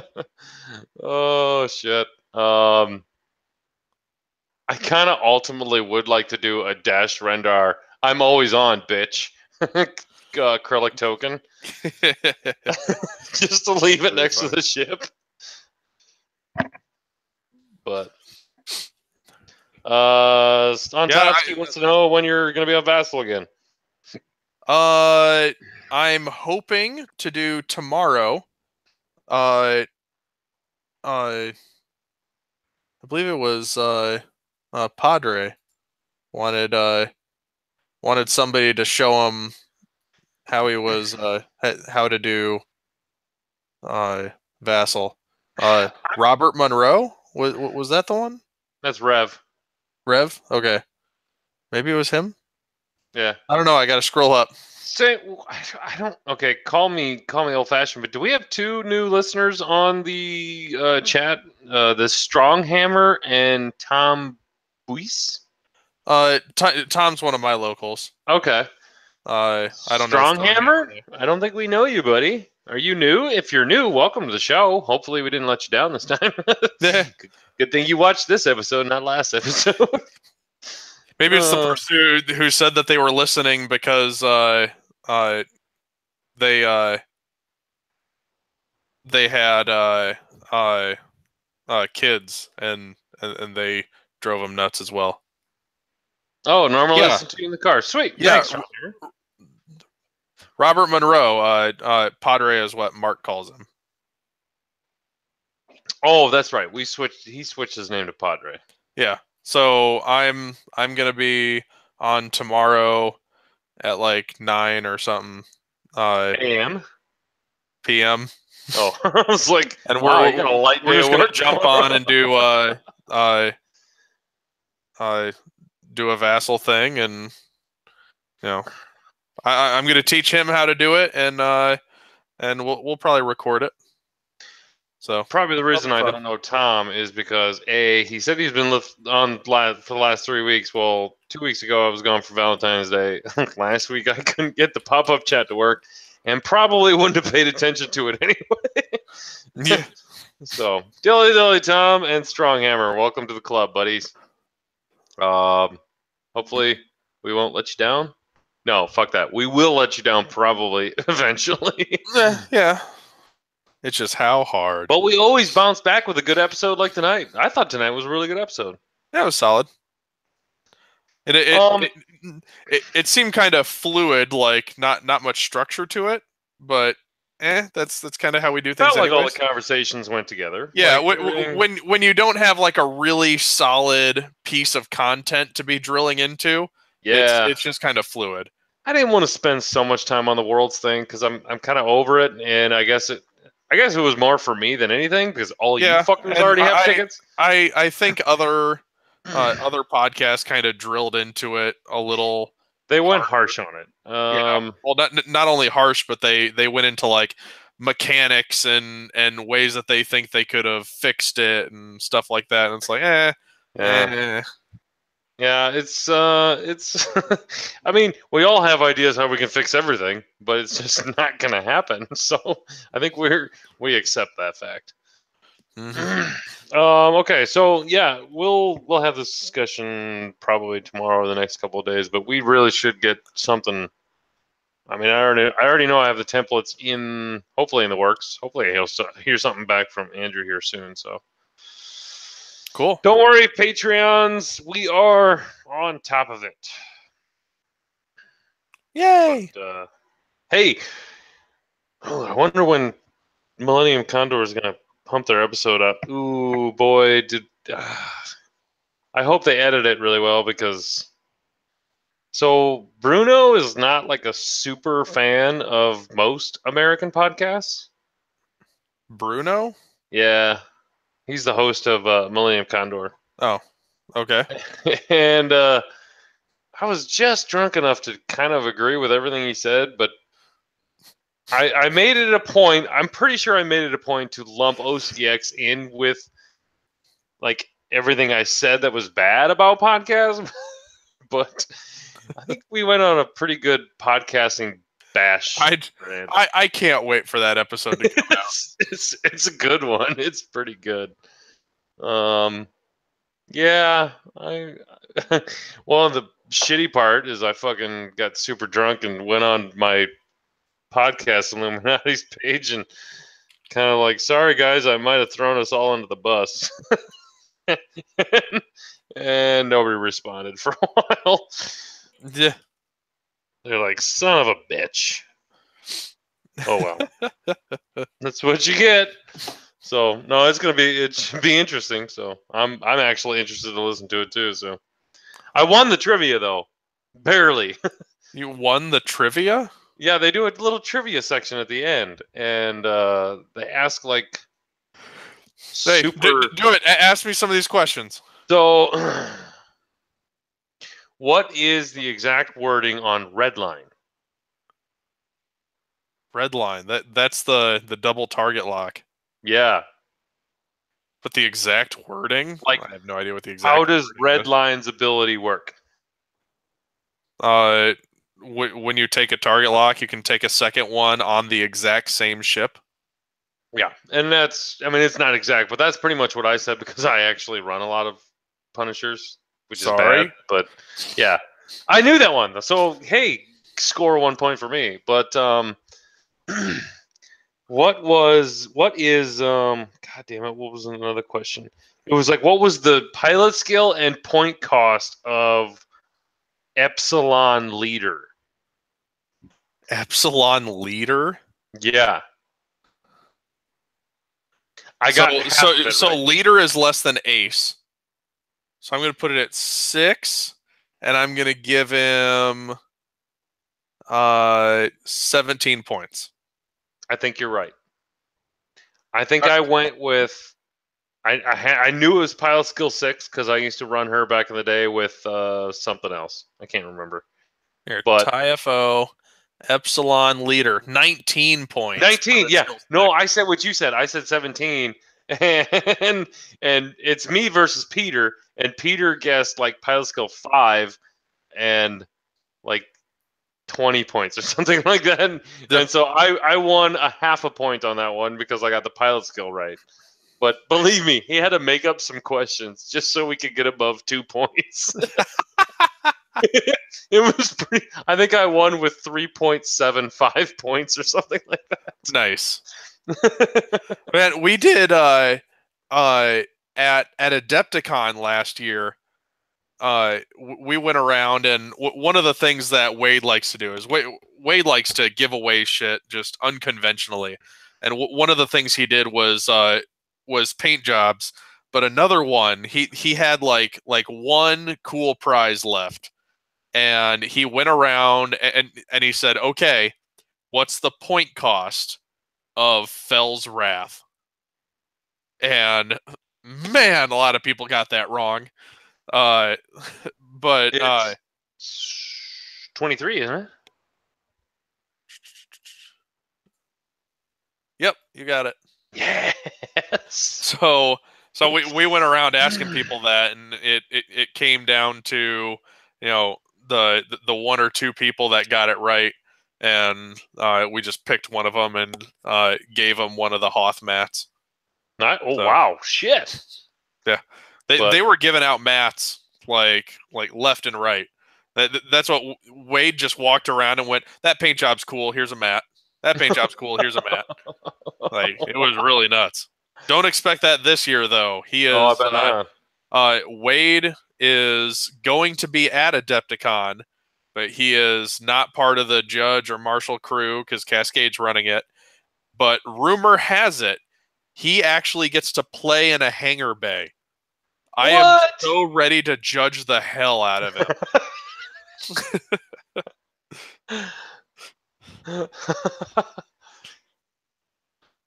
So that should be fun. Yeah, no, they do a beef and praise section. Okay. And the beef, I think, is where I got in trouble. Yeah, because beef section, they kind of egged me on too, because I have some problems with every podcast, but I love every podcast, but it's just like, I'm pretty sure I likened the X-Wing podcast to like the United States national media and how they're all pretty biased, and they all have the same message. It's just cookie cutters of each one. It was something like that. And I said, yeah, but you have to realize. I mean, I made the point of also like you have to realize there was a stretch there where we got no news. Like people were seriously like just coming up with shit just to come up on the air. But super awesome guys. They were fun. Peter's like super low key, just like never goes above monotone ever. And Bruno is just like super passionate about everything. Their production value on their show is amazing. Cool. I suggest listening to the Zach Matthews episode. It's probably I get on the show and he's like, so I didn't give you any show notes because we're gonna make this episode a surprise. I'm like, oh, okay. So normal for me. Like, well, I don't know if you guys know, but I do a live show every Wednesday night, so I'm totally fine with this. This is right up my creek. So, all right, it's late for you, so go to bed. Yeah, I probably should. I gotta be to the eye doctor and be just awake enough to hold my eyes open. Yeah, going to the eye doctor with bloodshot eyes is probably not the greatest thing in the world. I am walking in there with like 2-month-old contacts.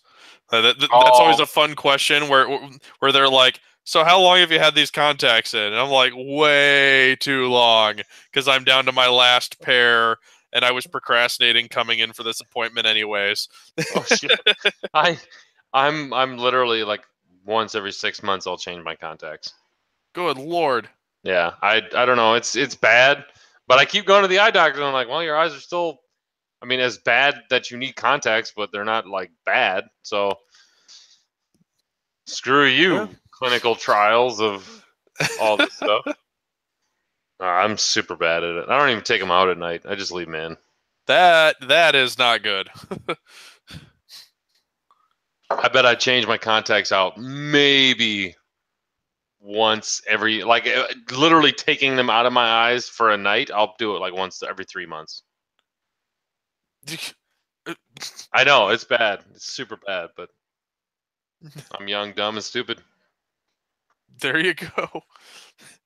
And on that note, we will stop the broadcast. Good night, everyone. Good night, listeners.